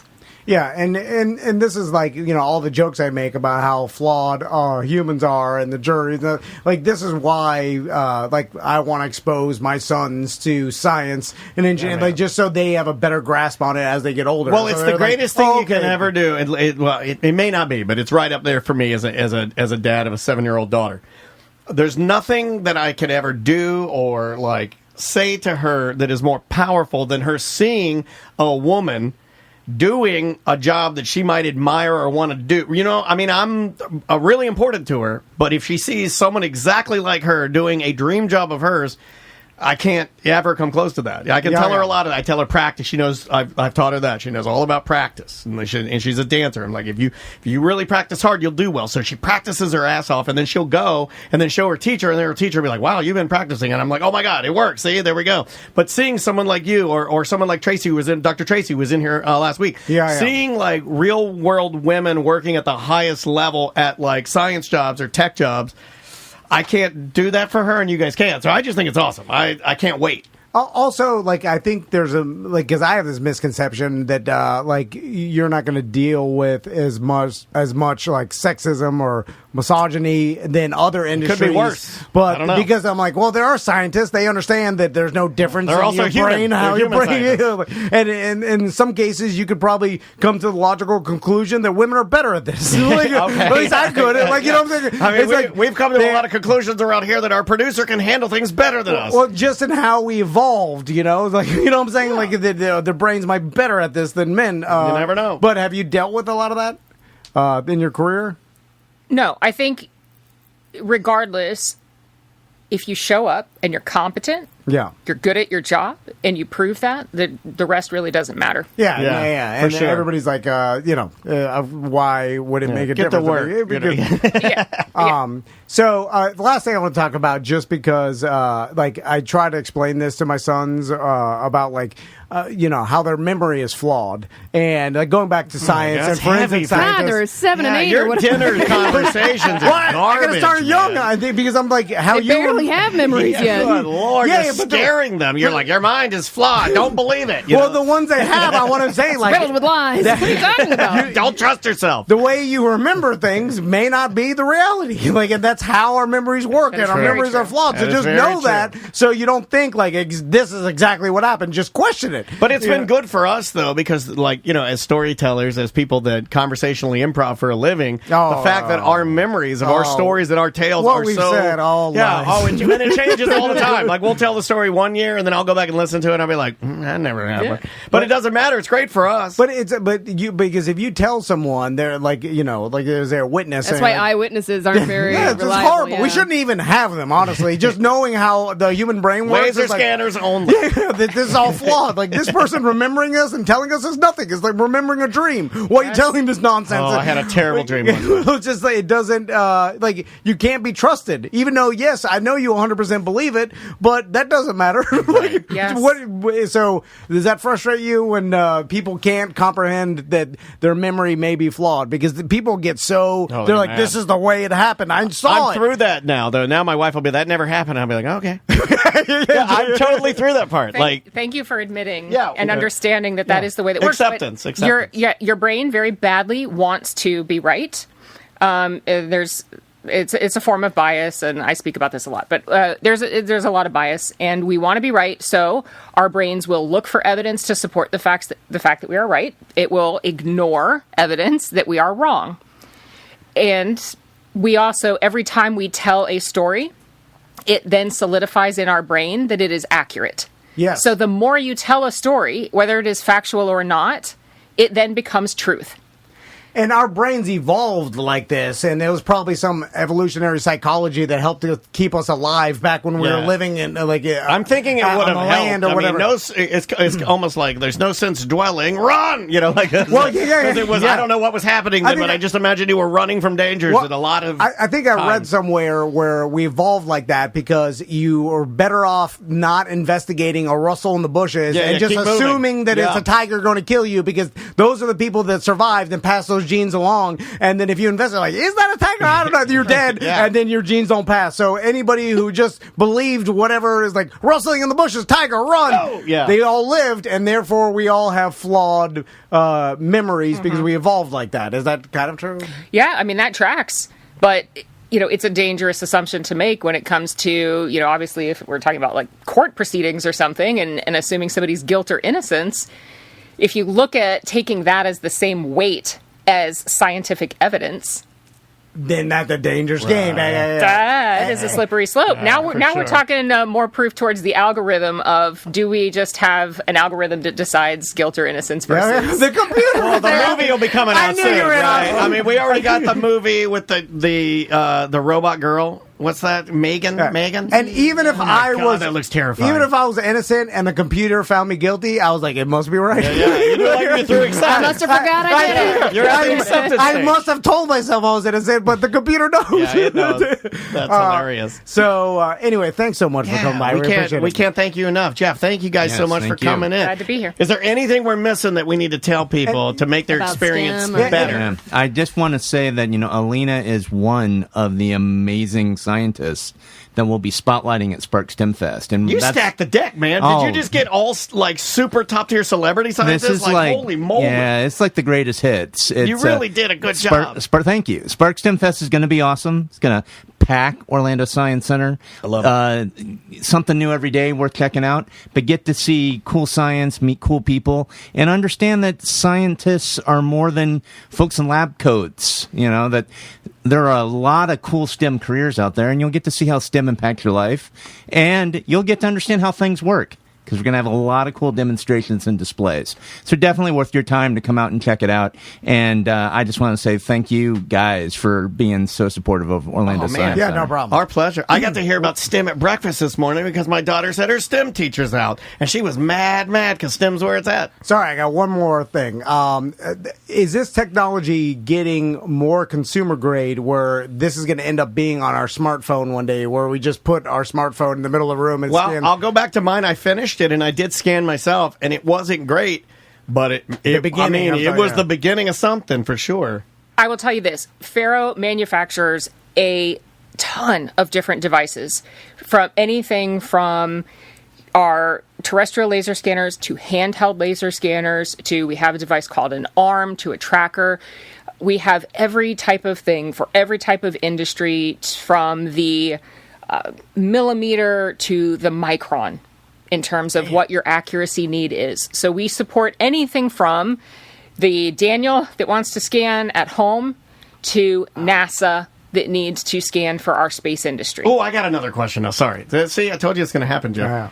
Well, can you guys custom build, or is this a problem where you have to scan something, but the area is so specific that you have to make the scanner a certain size to get it in there, is there ways around that? But are you saying literally anything can be scanned? Anything can be scanned, and our profile has something for every single industry. That's crazy. I'm just thinking now the applications of you guys thinking about, well, we need a flexible scanner. We need a bendable scanner. We need the lasers to be able to go here. We need the laser to be able to go there. But yes, they absolutely can do that because they're lasers. So this will blow your mind. If you have somewhere that needs to be scanned that you can't physically get the scanner into, that's why we have something called the laser tracker. So the tracker actually sits on the ground, and then you hold the mirror in your hand.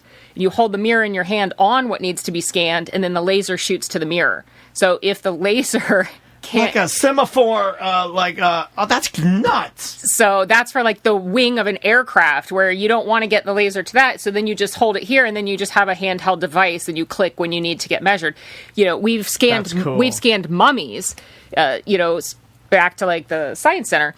So if you can't physically touch what you want to scan, and it would be disruptive to that, and you don't want to touch it, we've got ways to contact scan if you need to touch, or we have ways to non-contact scan so that it doesn't disrupt that, so that we can preserve history in a non-disruptive, method. Also, the way you explain it doesn't sound that complicated. It's like this is neat. This is really, really cool, man. When we were talking about releasing technology to the general public, I voted against that, by the way. Well, I said immediately no technology to the general public. I remember in the late 90s or 90s when laser pointers came out, and then immediately, as soon as they became cheap enough for the public to buy, there was all these please do not point the lasers at pilots' eyes. Landing, and I'm like, your immediately thought was to point the laser at a pilot's eye? So you'll know the time is right when they're saying, please do not scan our pilots as they're taking off. Okay, now no they're visible lasers. And then it was just warnings about not to shoot the laser at LeBron James' eyes when he's playing, like humanity just want to point lasers at eyes. They're not even used anymore. They're burned hot.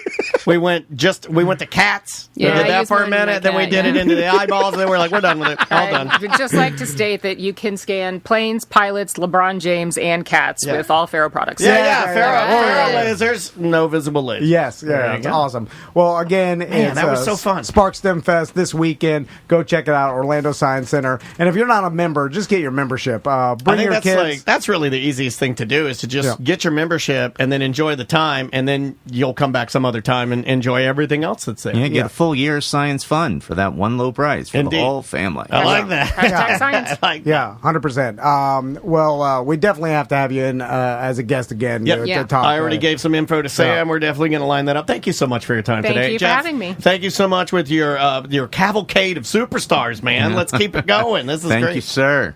All right. We will see you Monday. Yeah, see you Monday.